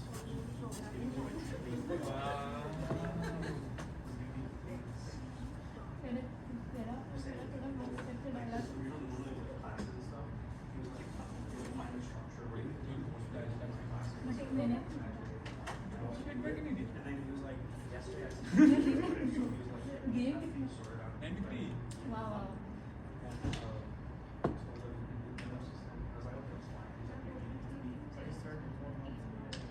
I'm pretty much there. Because that's more than I'm guaranteed. But well, I think what if I do? I'll get 2 years, 3 years. It's like why not? And he was like, oh, it's really less. He said, you're good. वो मैंने फिर वापस कर दिया word file नहीं कर रहा फिर मैं पेज पे कर रहा था फिर नहीं कर रहा He's going crazy for it. I mean, dude, he likes us. Which is why you should have done the same thing, honestly. Format हुए You should just. If he, you know, if he wants to take 2 PhD students, that's, you know, I would have done that. I just don't have the math background. I don't think like it's applied math, not here. You might have to have the biggest summer transformation math-wise in the history of math. Maybe like linear algebra 1, ये पे ऊपर डाल and then 2, and then 5, and then Like a lot. it's too much. But I mean, Maybe after I graduate, it gives you time to go work. I just hope that Michael's like, oh, well, student research was really I maybe No, no, no. like I want to get like I want to get this done. You can tell, no, you can tell them the thing is, oh, would you try to be not more math, but it would be more like weird and stuff. Research like that, all of us. all yours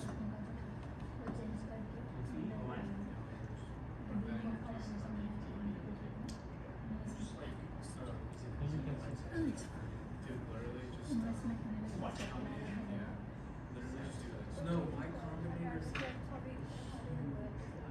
It's bigger than you. yeah, they have like, But honestly, Y Combinator is not a bad shop.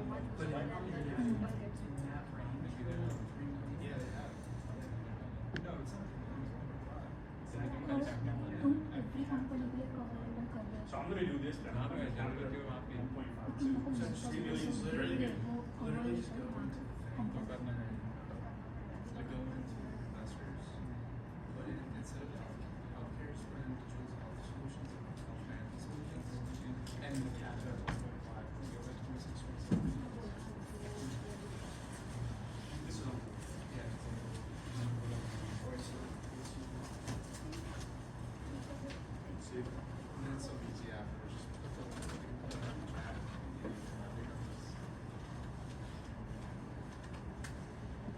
You be working on you. See, you're working on. I'll do the thesis. Oh yeah, I do that. नहीं हम तो mix I करते have the money for college. Actually क्या लगेगा I think it's just. हम लोग follow करें Yeah, so हमारे तो पुराना रूप में I mean, as long as it's like 6 तर मग तुला माझ्या याच्यावर कुठे ते इन्व्हेस्ट केलं तुमचं काय As झालं long as it's a cell signal.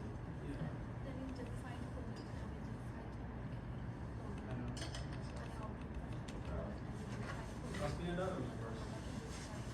I don't know. Nothing here. Nobody does this, right? Oh, my God, I think first is being interacted about. Market It's just, can they say this really this way?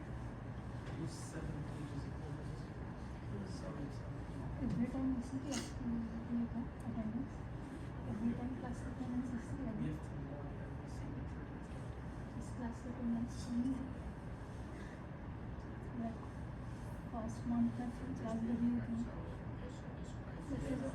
ऐसे इसलिए आई तो वो report कर रहे हैं तो मतलब उनको regular class That's what I thought. There was a vertices. कुछ कुछ लोगों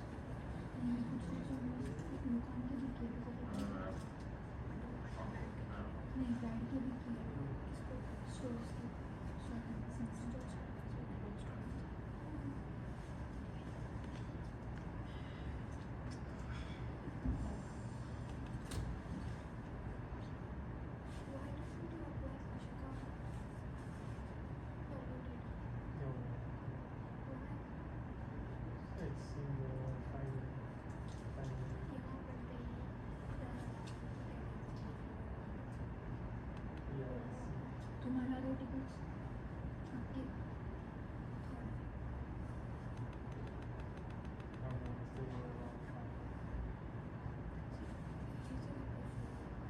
He's taking on 29th April. Aviation, resolution, we need to also taking on GP or on the 20th.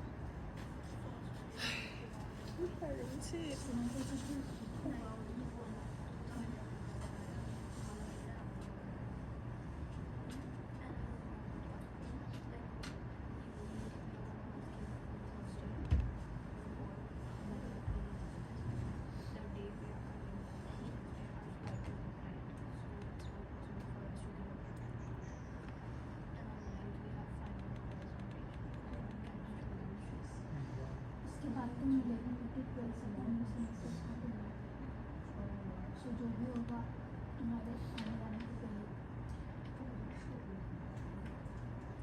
को बहुत हेल्प दिख रहा है।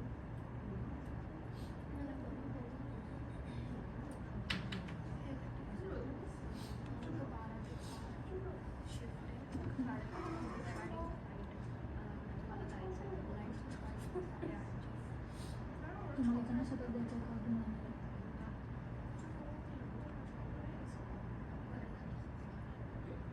ఇలా ఎక్కువ ఉండదు, ఎక్కువ ప్రాబ్లం ఉండదు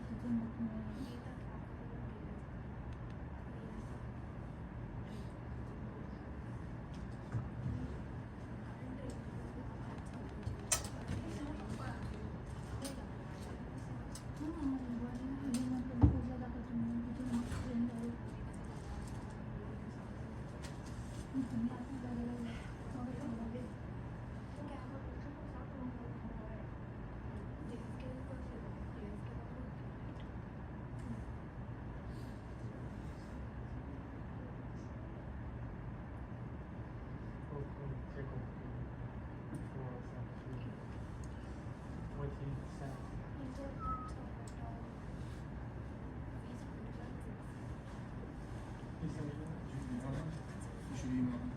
Oh, okay.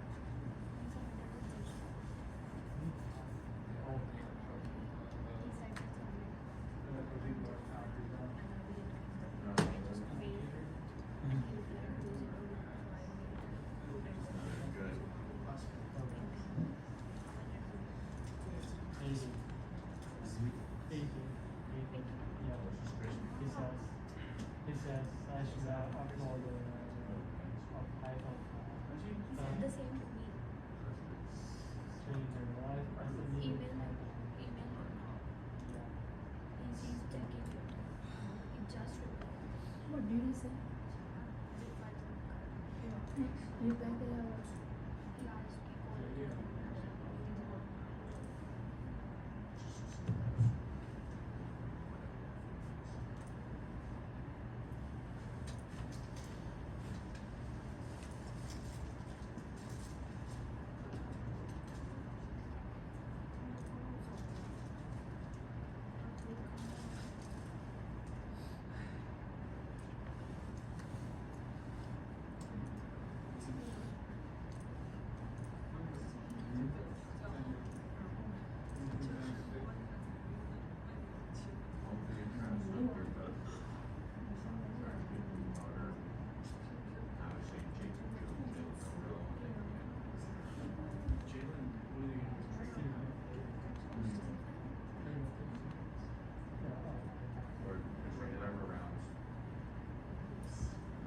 Not with the first, not with the first. No. They should draft.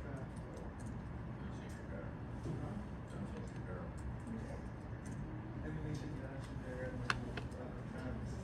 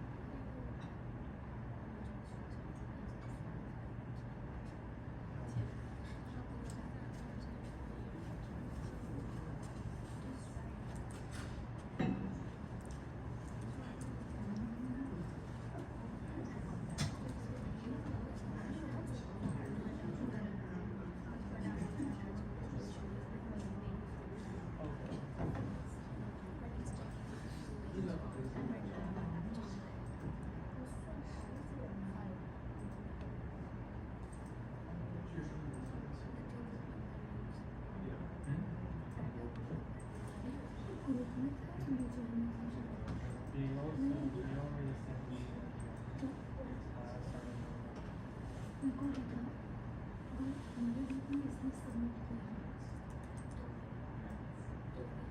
तो भी मेरे को भी सेंड कर दिया था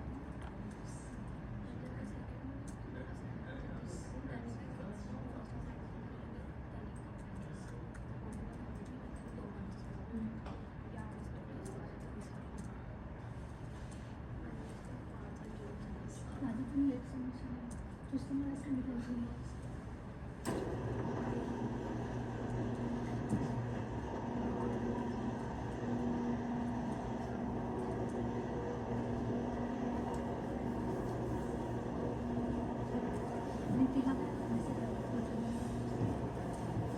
Okay, let's get back and continue our discussion of the unconditional coverage hypothesis. And so basically, let's kind of refresh our memories what that hypothesis is.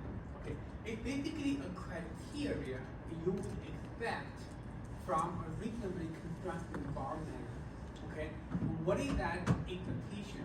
So the expectation is that if you compare the returns with a negative bar from the historical data, and you can construct a 0-1 sequence, and 1 is what we call a violation.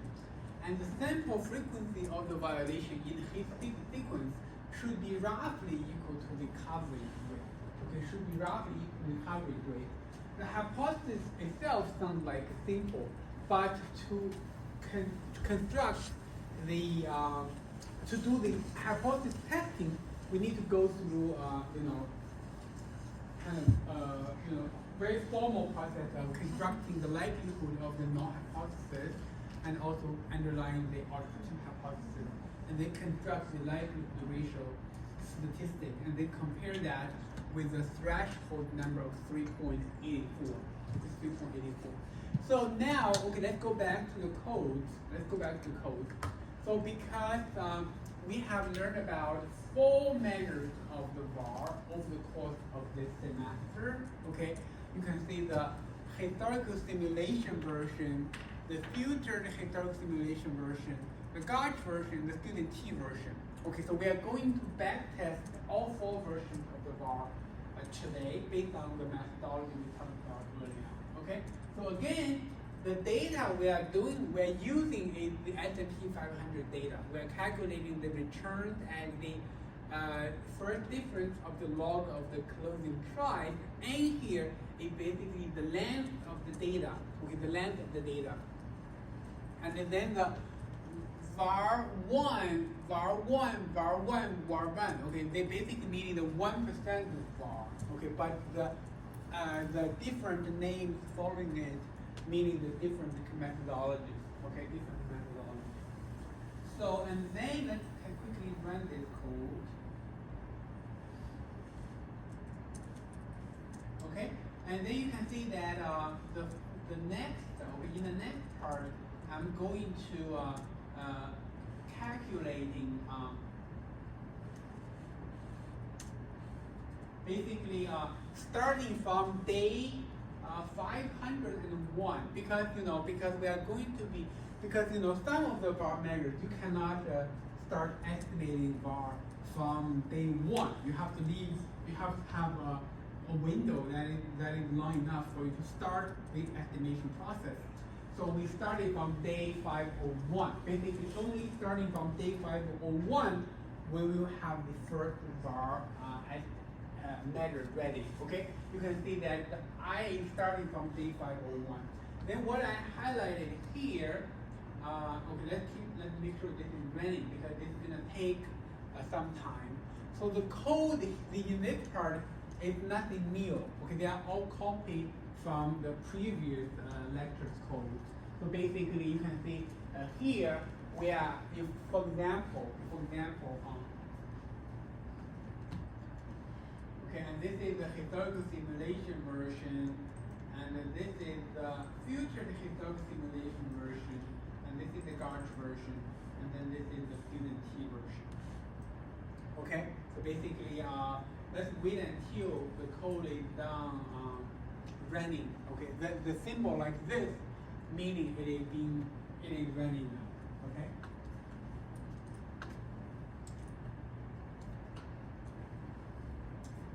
I think it's gonna be about 2 minutes, maybe.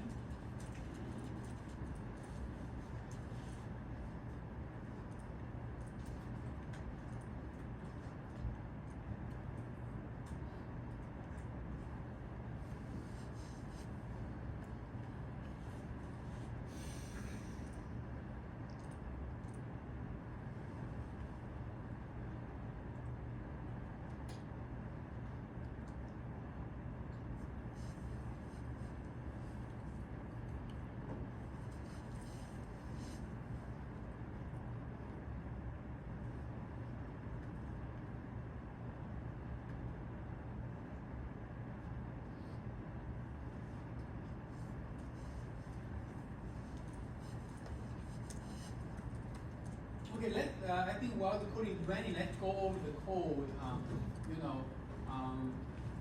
That's going to follow it. Okay, so basically you can see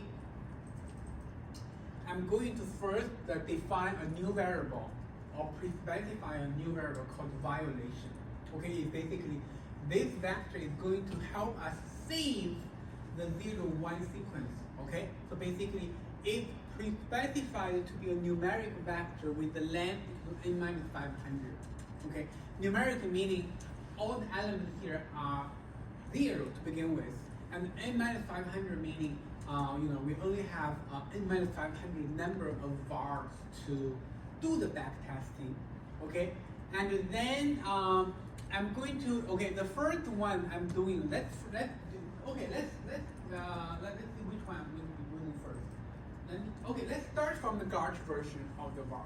Okay, so basically, you can see I'm going to use the which function. The which function, I think we used it before. It's a function that can help you find out the location and the weight a particular condition holds. Okay, so basically we are trying to find out at which locations the return is smaller than negative var. Okay, and this first var measure we are testing is the Garch version of the var. You can see it's var underscore Garch. Okay, and then which shows you the indicator or shows you for such a long kind of sequence of data, at which locations the var is the violation is happening. And then the next line or the next row, I'm going to directly specify the violation vector to be equal to 1 at those locations. Okay, I don't have to change other locations because if it's not 1, then it must be 0. But they are all specified to be 0 to begin with, right? So therefore, the violation vector is basically constructed ready like here. Okay, and we can actually make a plot of the violation. Okay, now the code is done running. Okay, the code is done running.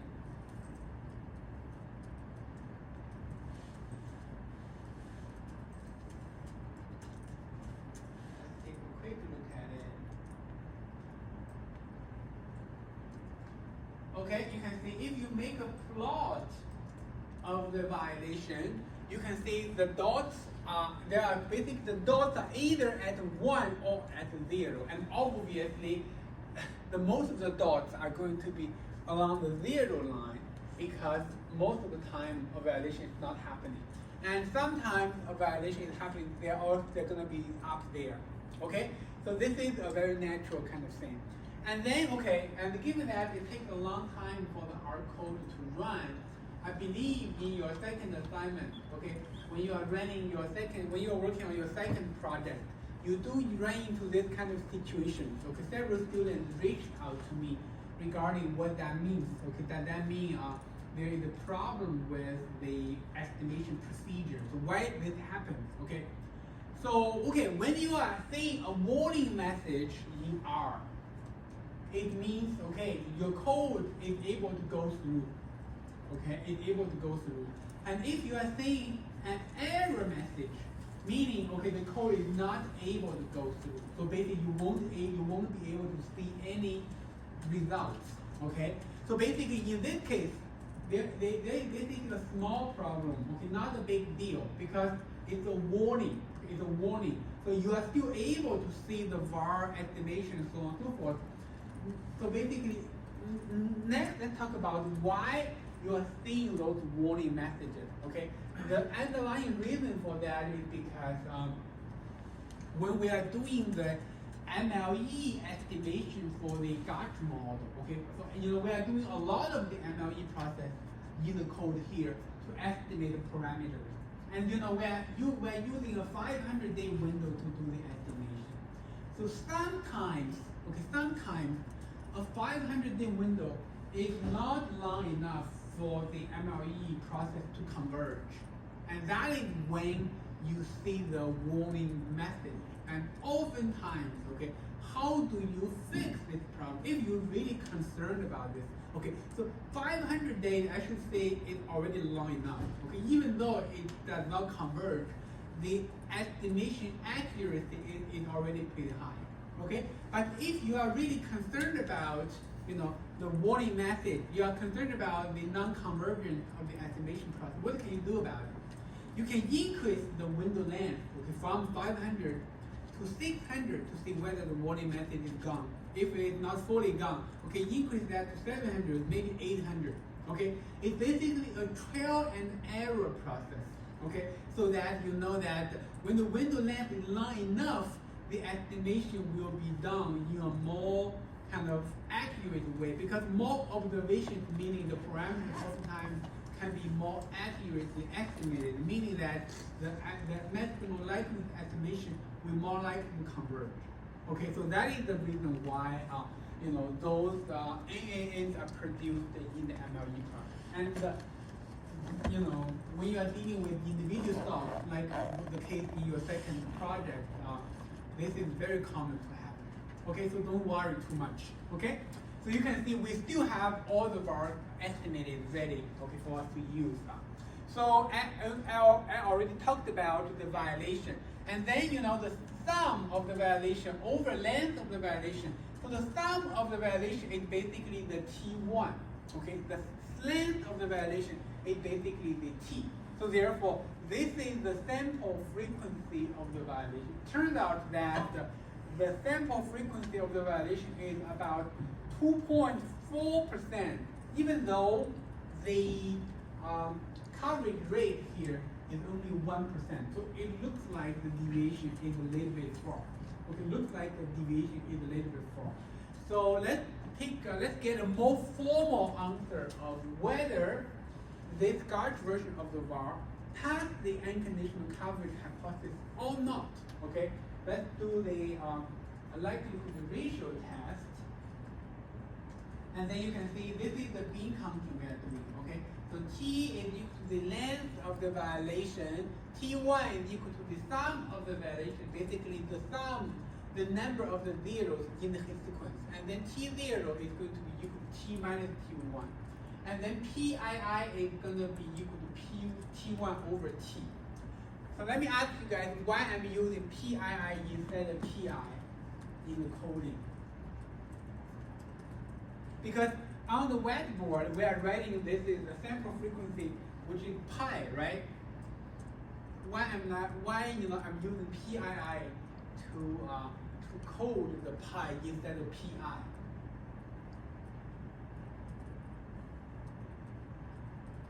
Are you guys on the same page? On the same page with me? So the reason is that in R, okay, the PI is used specifically to denote this quantity. Okay, so therefore, if we use PI, it's going to be confused with what it already have specified there. So therefore, we are creating a new variable called PII. Okay, PII, and then let's run this. And then this is going to be the likelihood and the norm. You can say this is 1 minus p raised to the power of t0 times p raised to the power of t1. And this is the likelihood and the alternative, which is 1 minus pi raised to the power of t0 times pi raised to the power of T1. If the likelihood ratio is constructed as -2 natural log likelihood under the norm over likelihood under the alternative, okay, then you get the likelihood ratio quantity. Let's quickly take a look at that. Okay, it's 30. Okay, 30. We above 3.84, meaning this Dutch version of the VAR did not pass the unconditional coverage test. Okay, this seems to be consistent with our, judgment from the pi there. The pi is equal to 2.4% because the coverage rate is 1%. Obviously, it looks like the sample frequency of the violation is too large relative to pi.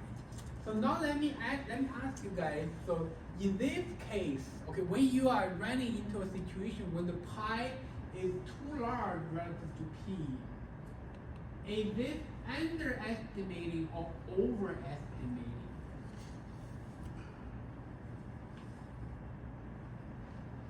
We talked about the bank 1 case, right?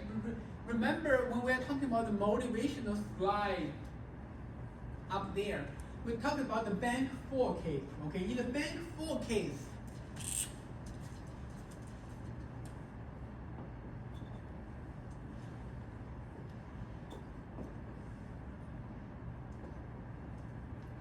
so let's say this is where the negative bar is. The negative bar is. In the case of bank 4, we just talked about on the slide, and obviously the VAR is moving in that direction so that not a single violation is happening, right? So in this case, obviously we are overestimating the VAR. And in this case, okay, in the Garch model case, and obviously the VAR is moving in this direction so that more observations are smaller or are categorized as a violation. So this is actually a situation in which your VAR measure is underestimating the true level of the risk. Okay, it's underestimating the true level of the risk. So you will very soon have ideas why it's underestimating. Okay, why it's underestimating? Because, okay, for this 10-year period, we do have 2 crisis episodes. One is the dot bubble, the other is the global financial crisis. And obviously, for such episodes, there is a lot of tail risk running in the background. And the Garch version of the VAR is not capturing those, so therefore, they underestimating the true level of the risk. It's kind of showing up in the unconditional coverage hypothesis test. Okay, and exactly because of that, it's not passing the test. Okay, let's take a look at the historical simulation version. And only thing I need to do is basically change the name here and then rerun it. Okay, rerun it. You can see that for the historical simulation version, the pi is to 1.8%, so smaller than the Garch model case, and then the likelihood ratio is 2.8. Okay, basically it's still larger than 3.84, and the reason is still that it's underestimating the true level of the risk. Okay, it's underestimating the true level of the risk. So now let's take a look at the future historical simulation version.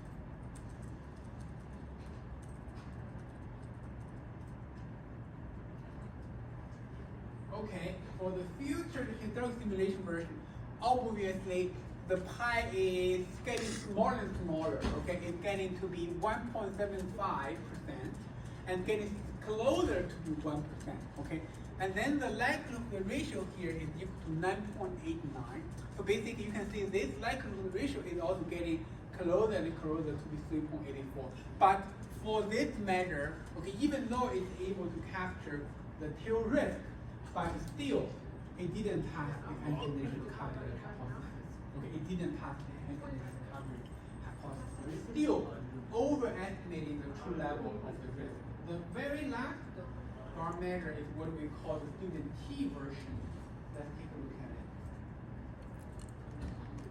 okay, finally we have a var measure that passed the test. Okay, you can see in this case, the sample frequency of the violation is equal to 0.85. Okay, 0.85. That is pretty close to the 1%, right? And then the likelihood ratio is 0.48. Okay, that is smaller than 3.84. Okay, so basically among the 4 var measures we have learned, okay, only the student T version is able to pass the unconditional coverage hypothesis. Okay, and we do have a rough idea why it's able to pass. Okay, the reason is basically because the student T version is able to capture the tail risk in a more aggressive way, and therefore it fully reflects the true level of the risk. So therefore it passes the unconditional coverage hypothesis. Okay. So any questions do you have with the codes?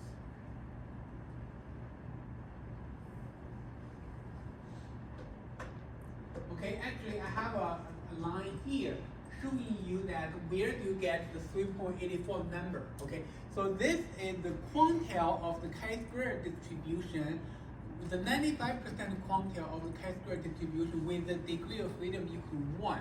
Okay, if you write that line of the code, you will get a quantity called 3.84. That's where the number is coming from. Okay, that's where the number is coming from. And then, you know, before, okay, I actually have another thing I want to show you guys. So basically, given that we learned about Monte Carlo simulation, okay, so I'm going to do a Monte Carlo simulation exercise in the next 5 to 10 minutes. So basically, I'm going to write up a function that can help you do the back test, okay, for the unconditional coverage hypothesis. And this is the first time we write up a function in R. Okay, you can see how do we write up a function. So basically, you know, you have to first have the name of the function, okay, which is backtest underscore coverage, and this is the function with 2 inputs. One is x, the other is p, and x is basically the hit sequence. Okay, and then you can see I'm going to count the number, the length of the hit sequence, the number 1, number 0, and which is the sample frequency of the violation of the hit sequence. And then P is the coverage rate. Okay, based on coverage rate, and I can construct the likelihood under the null and the likelihood under alternative. And then the likelihood ratio is going to be the -2 natural log likelihood under the null divided by likelihood under the alternative. And then C here, meaning I'm going to be putting the 2 numbers together. Okay, the first quantity is likelihood ratio, the second quantity is pi, or the sample frequency of the violation. So basically, I'm constructing this function to very handily do the back test. Basically, given the hit sequence, given the coverage rate, and if you run this function, it will give you the 2 quantities you want to know. One is the likelihood ratio statistic, the other is the sample frequency of the violation. Okay? And then we can actually directly do this test based on the Garch version, based on the student T version of the violation we still have in our memory. Okay, let's run this function and we run the code to see whether they give us similar things. But before we run this, keep in mind for the student T version, the pi is equal to this, okay, and the likelihood ratio is equal to this. And let's run the function to see whether they will give us the same number. Okay, you can see the function is able to give us, this is the likelihood ratio and this is the sample frequency of the value. We are basically putting all of them all together in a very compact and handy way. Okay, so and then what I'm going to be doing next is I'm going to be simulating, okay, of many sequences of 0 and 1. Okay, many sequences of 0 and 1. And for each sequence, I'm asked R to do the back test. Okay, so MC is the number of Monte Carlo simulations which is specified to be 10K, and LR underscore MC, which is the likelihood ratio number and using Monte Carlo simulation. and the pi meaning the sample frequency of the violation using Monte Carlo simulation. And then I'm going to be using R binorm, okay? A T1 0.01 meaning, okay, if you don't know about this binomial distribution, it is fine, okay?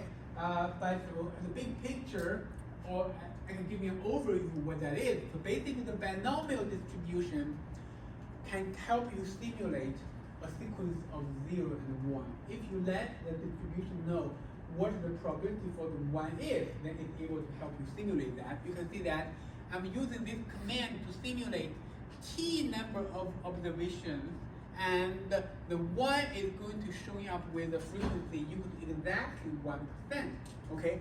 And then this is going to be the violation sequence, and then I'm going to exactly, using the function I just constructed to do the back testing.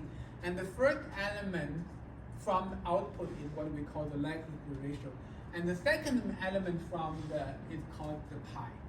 Okay, and then we are going to make a plot, and then we are going to make a horizontal line equal to 3.84. Let's see what we get from this kind of exercise,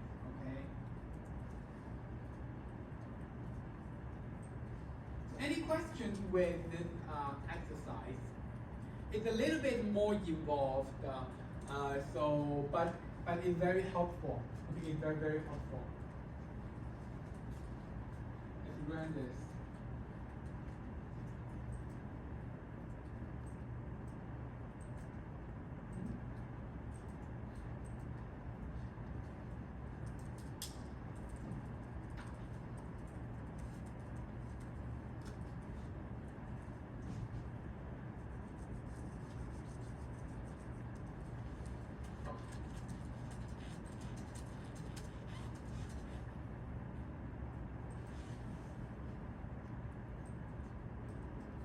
Okay, so this is what we get from this kind of exercise. So let's see what is being plotted here.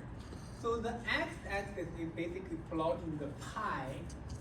Okay, basically every observation shows you a potential sample frequency of the violation, and the y-axis shows you the likelihood ratio statistics. So basically this diagram or this plot shows you the relation between the two quantities we are interested in the unconditional coverage hypothesis. And we know that very clearly that you can see the likelihood ratio number, okay, is getting to be 0 exactly when pi is equal to p. Okay, and then when pi is deviating from p, okay, for example, in this region, okay, pi is getting larger than 1%, and then you see the likelihood ratio number is gradually increasing at one point, okay, is larger than 3.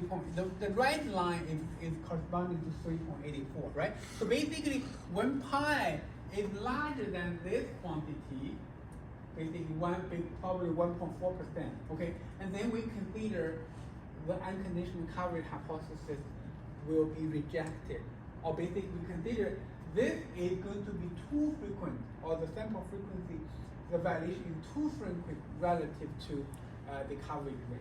Okay, and on the other hand, okay, if we go into this direction, okay, when pi is getting smaller and smaller than p, which is 1%, then in this area we still think the unconditional coverage hypothesis or unconditional coverage test pass. Okay, but if you go beyond this region, we will consider, okay, it's not going to pass. Okay, it's not going to pass. So basically, this is the reasonable region, okay, this is the reasonable region for the sample frequency of the violation, which we consider not deviating too much from the coverage rate. Okay, and if you are going beyond this region, basically if you are here, or if you are here, then the unconditional coverage hypothesis will fail. So if you relate this diagram to what we just talked about in the examples before, so the bank 4 is basically somewhere around here. Okay, because the bank 4, in the bank 4 case, the sample frequency of the violation is equal to 0. Equal to 0 is basically here. So that's why it did not pass the test. and then the Gauge version of the stuff we just talked about, and also the historical simulation, they are in this region. Okay, they are in this region because the likelihood ratio is higher, is up, all because the sample frequency of the violation is too high. Okay, it's already in the neighborhood of 2.4%. It's already too high relative to 1%, and that is why they couldn't pass the test. Okay.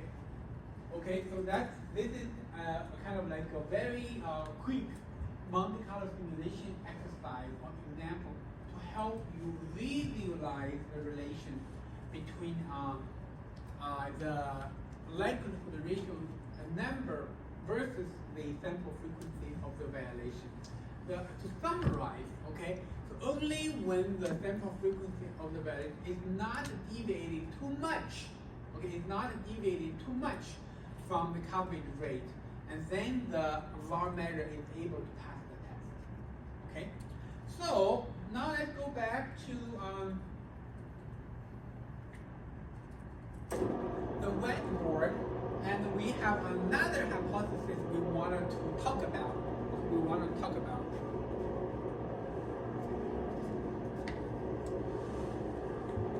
The second hypothesis is what we call the independent hypothesis. Okay, it's what we call the independent hypothesis.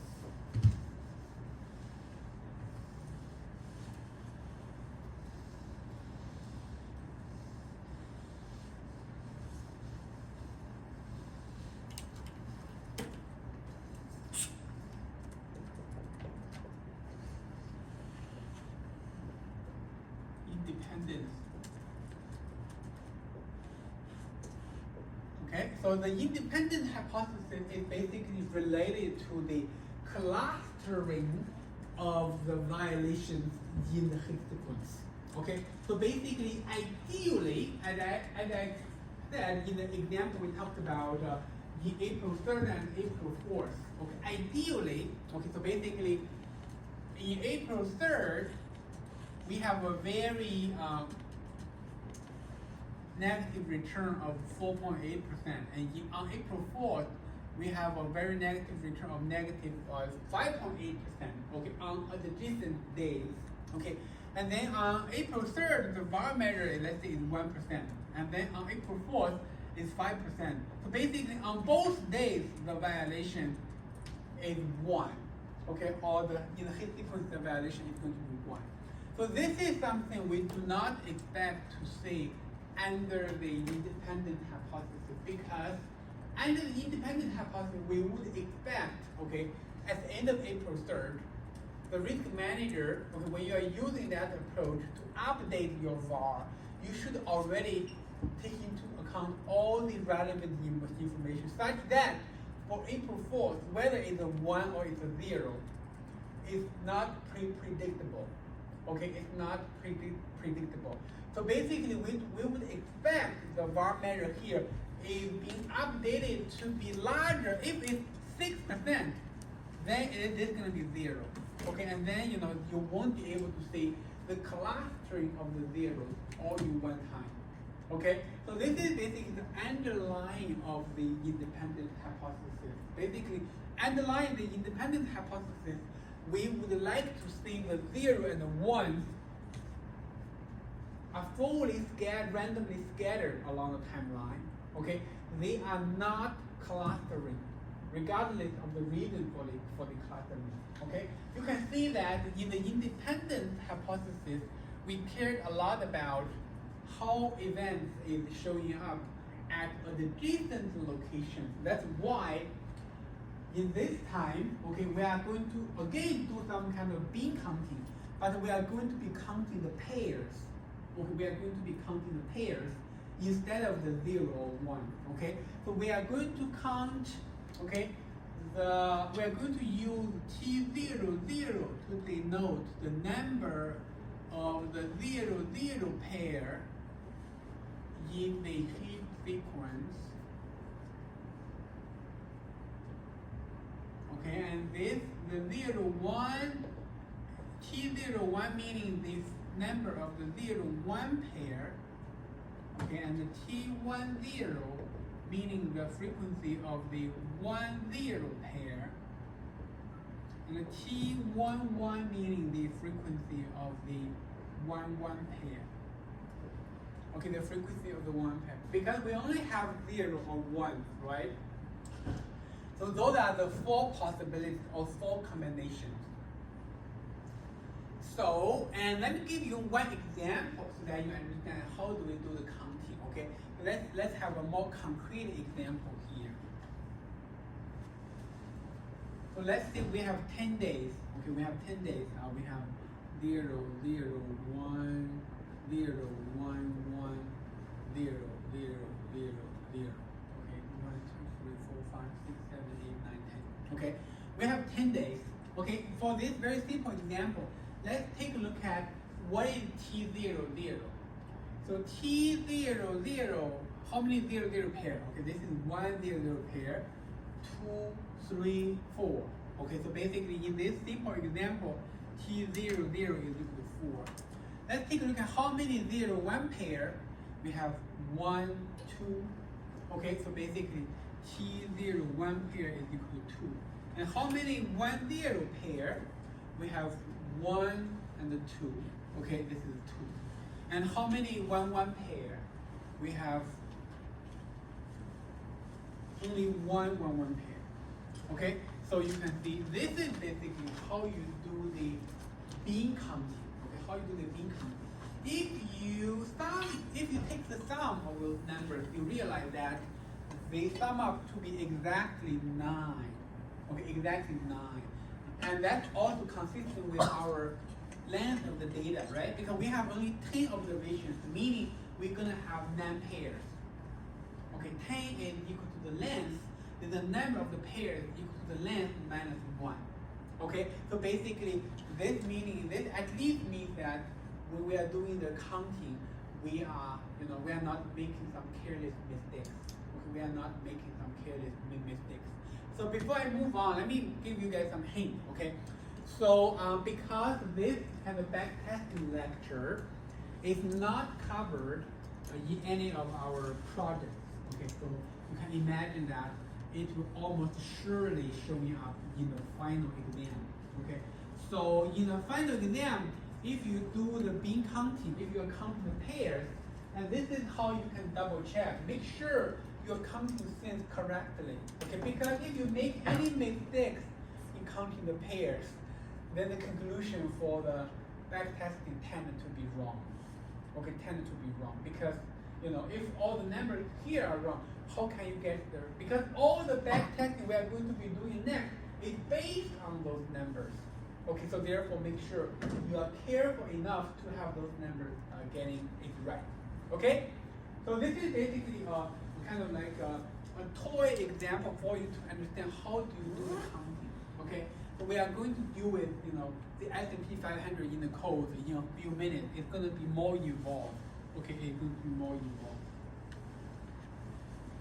Okay, now let's talk about how do we do the hypothesis test. Okay, how do we do the hypothesis test? So this time around, we are going to think the alternative first. Okay, we are going to think about the alternative first. So we are going to think of the 0 and 1s. Okay, they are coming from a Markov chain. Okay, a Markov chain. I'm not sure whether you guys know what a Markov chain is or not, but it's basically a stochastic process.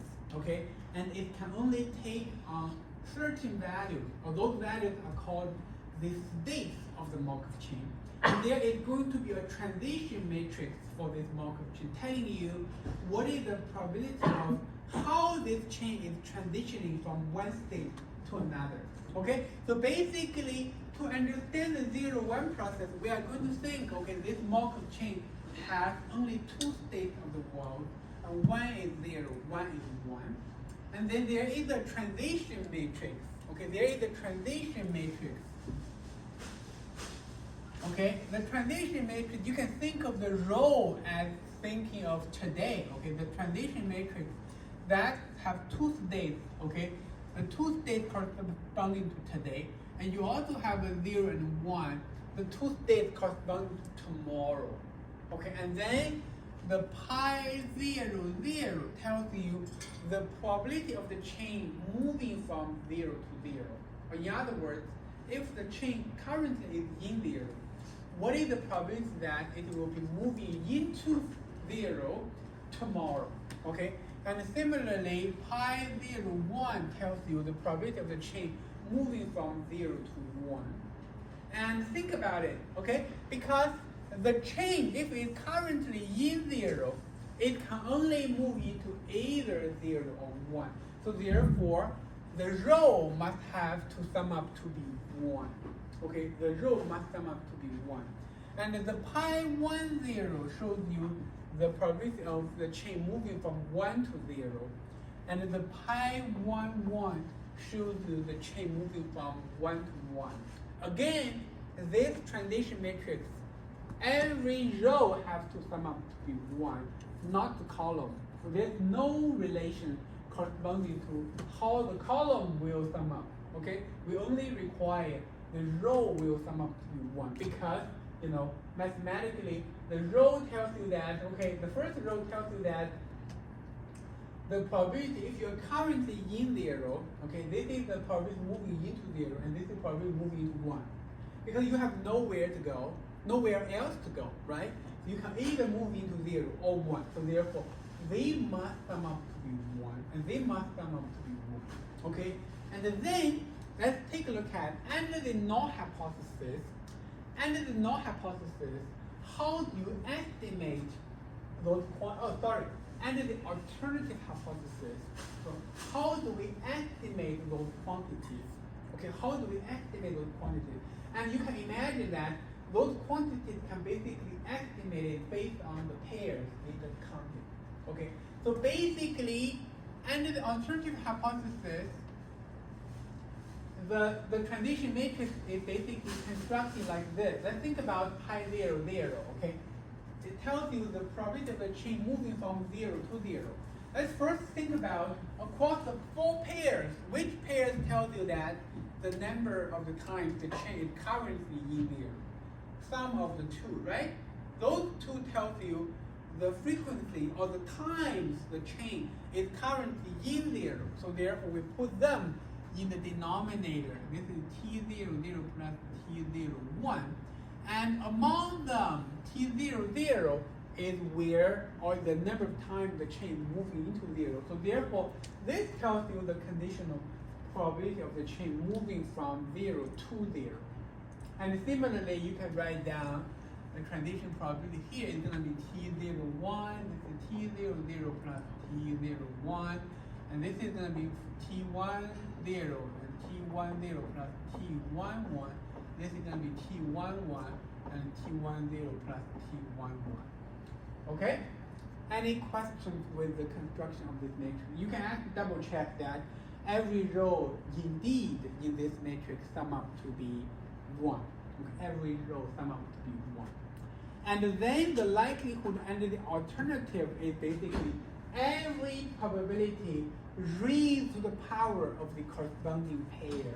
So basically, the likelihood under the alternative is going to be equal to t0, 0, t0, 0 plus t0, 1 raised to the power of t0, 0 times of the t0, 1, t0, 0 plus t0, 1 raised to the power of t0, 1 times the t1, 0, t1, 0 plus t1, 1 raised to the power of t1, 0, and then t1, 1, t1, 0 plus t1, 1 raised to the power of t1, 1. Okay, this kind of looks like a very kind of gigantic equation, but if you understand what we're doing here, it's very easy. It's very easy. So basically, if the corresponding probability you have in this matrix raised to the corresponding number, raised to the power of the corresponding number of pairs, okay, basically corresponding to each one of them. And then you take the product of those probabilities, you get the likelihood under the alternative. Okay, you get the likelihood under the alternative. And then next you will think about, okay, what is the likelihood under the null? So under the null hypothesis, we are going to construct the likelihood hypothesis this way. So basically, regardless of where you are now, okay, so the probability the chain transitioning into one is going to be equal to the unconditional probability or the sample frequency of the violation, okay, which is basically pi. Okay, the pi is what we calculated in the unconditional coverage hypothesis. Pi is basically equal to T1 over T. Okay, and this is going to be pi here as well. So basically, regardless whether you are currently 0 or 1, you're moving into 1 always with the probability equal to the sample frequency of the violation.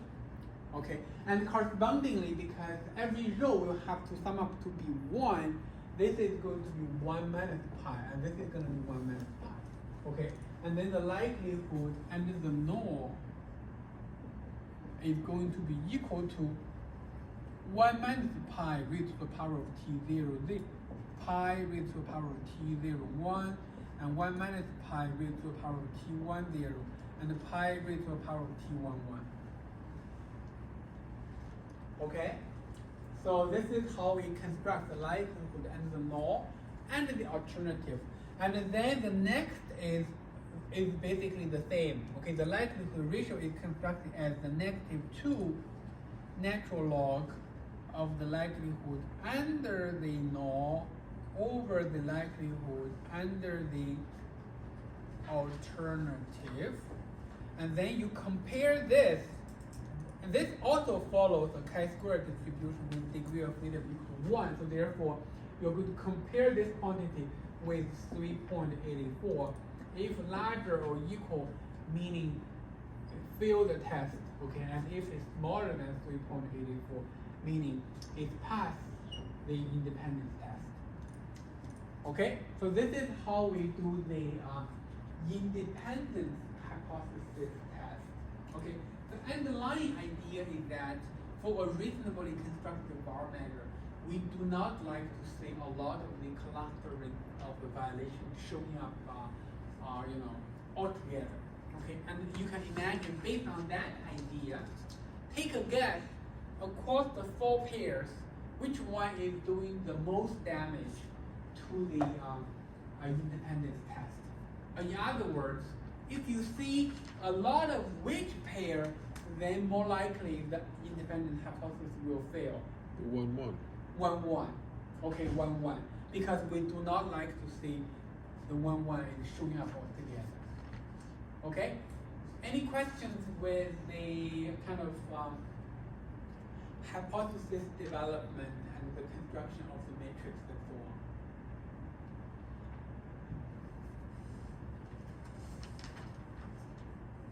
Okay, so let's quickly take a look at the codes.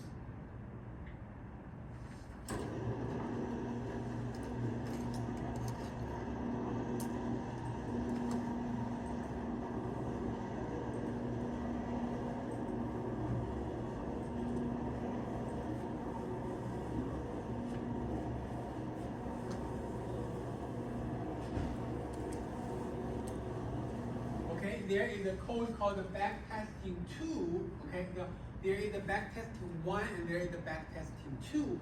The backtesting 1 is the unconditional coverage hypothesis, and backtesting 2 is the independence hypothesis. Okay, so we do not have to run the first portion of the code because, fortunately, they are still sitting there in our memory, so we don't have to run it. Okay, we don't have to run it. So you can see this portion of the calculation is the same. Let's start from the Gauge version again. Okay, let's start from the Gauge version of the bar. And this portion is something I already explained. Okay, so on the new stuff. Okay, the new stuff is that I wanted to show you guys, okay, how to do the bean counting when it comes to pairs. Okay, the toy example out there. Okay, I showed you guys there. That was a toy example because we only have 10 observations, okay? What if you have like 3,000 observations? how do you do the counting, like the pairs?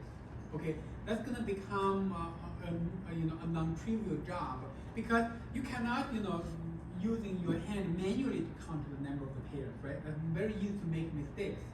So how do we count? You have to write up some kind of algorithm. Okay, you have to write up some kind of algorithm. So okay, let's go back to the whiteboard. Let me show you the algorithm. Okay, let me show you the algorithm. So oftentimes, so in previous years, I typically ask you guys to brainstorm, okay? Because this is it's a very easy kind of interview question, okay? Like, in the interviews, the company may give you a sequence of 0 to 1, which has a very long length, okay? It asks you, okay, can you write up an algorithm that can help me count the number of the 0, 0 pair, 0, 1 pair, 1, 0 pair, and 1, 1 pair? How do you do that? Okay, so typically, students will come up with all kinds of algorithms. I will show you my algorithm. Okay, so let's see again the same toy example.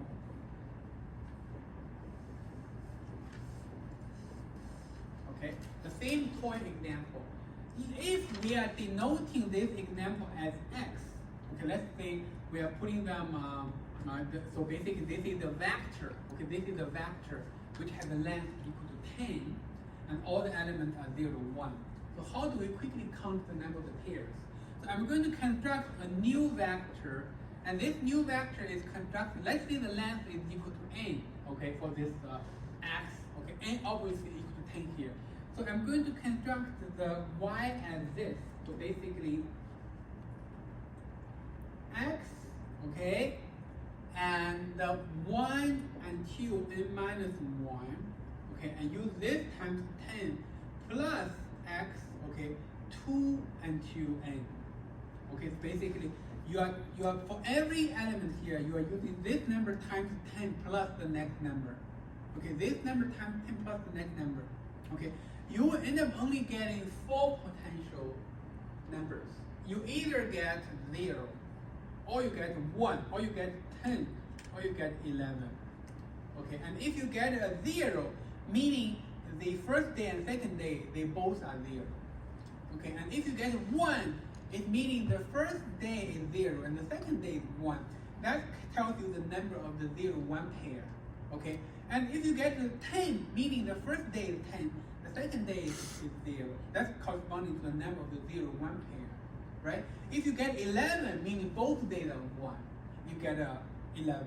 Okay? So this is how you quickly count the 4 pairs in the Higgs sequence. Okay, anyone has questions with this algorithm? Looks okay, right? Looks smart, right? Okay. So okay, if we are on the same page, let's go back to the code.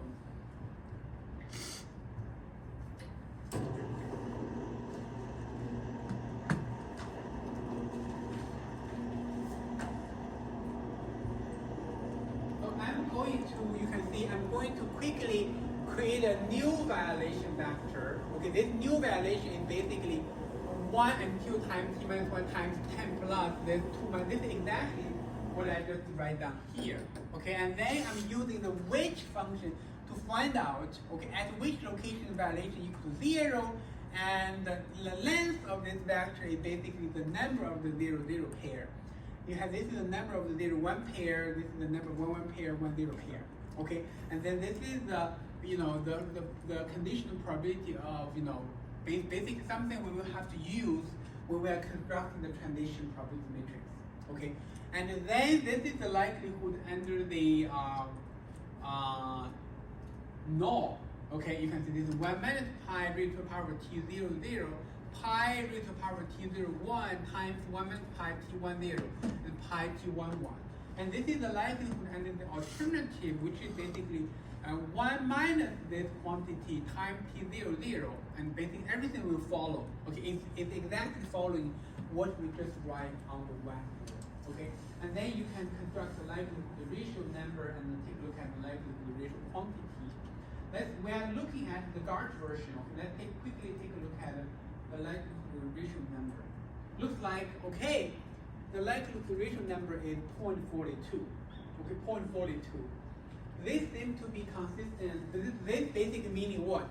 Meaning the Gaussian version of the var is able to pass the independence test. Okay, it's able to pass the independence test. If you actually make a plot of the violation, actually we should have been making that plot early on. Let's make a plot right now.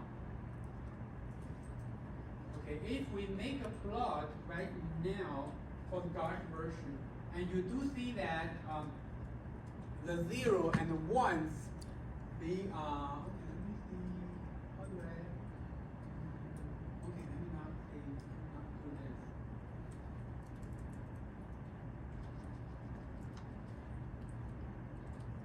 Okay, so this basically shows you the heat sequence, okay? Take a look at the 1 up there.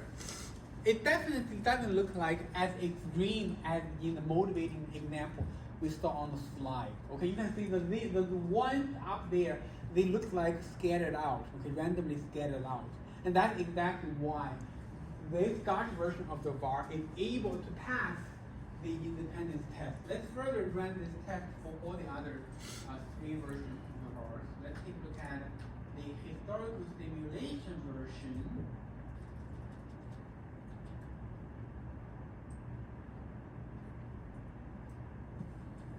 Okay, 1.6, okay, still smaller than 3.84, so therefore it passed the independence test as well. Then take a look at the filtered historical simulation, 1.9, okay, it's able to pass the test. Take a look at the student T version.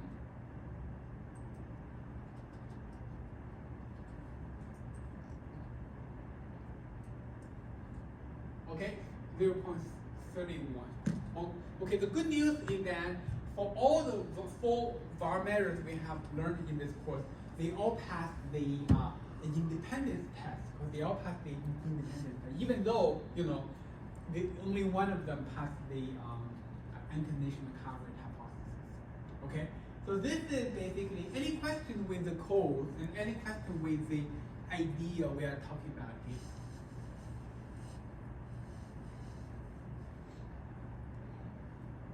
Okay, so quickly summarize. So basically today we are doing back testing. Okay, we are basically back testing the var measures we have learned over the course of this semester. We have 2 criteria, okay? And corresponding to each criteria we can develop a hypothesis. Okay. The first criteria is that we want the frequency of the violation, okay, is equal to or roughly, or is not deviating too much from the coverage rate of the var measure. That gives us the unconditional coverage hypothesis, okay? The second criteria is that we want the violations, okay, or the ones, they are more randomly scattered out along the timeline. They are not clustering, you know, at some point, okay? If it's clustered, meaning, you know, the var measure is not estimated to fully capture, you know, the kind of the elevated volatility during that time. Okay, but it turned out that, you know, all 4 of our measures we have learned, they were able to pass the test. Okay, so that's all for today. And the next week, in the practice exam, I will show you an example of how to do this calculation, you know, kind of small example. Even though, you know, in the code we already know how to do it for a long time series. For next week, I'm going to show you a more kind of practical, I wouldn't say a more practical example, I should say a more kind of small scale example, or show you guys how to do that calculation, okay? If you have time, spend some time, do take a look at the questions on the practice final. We'll go over them next week, okay? See you guys next week.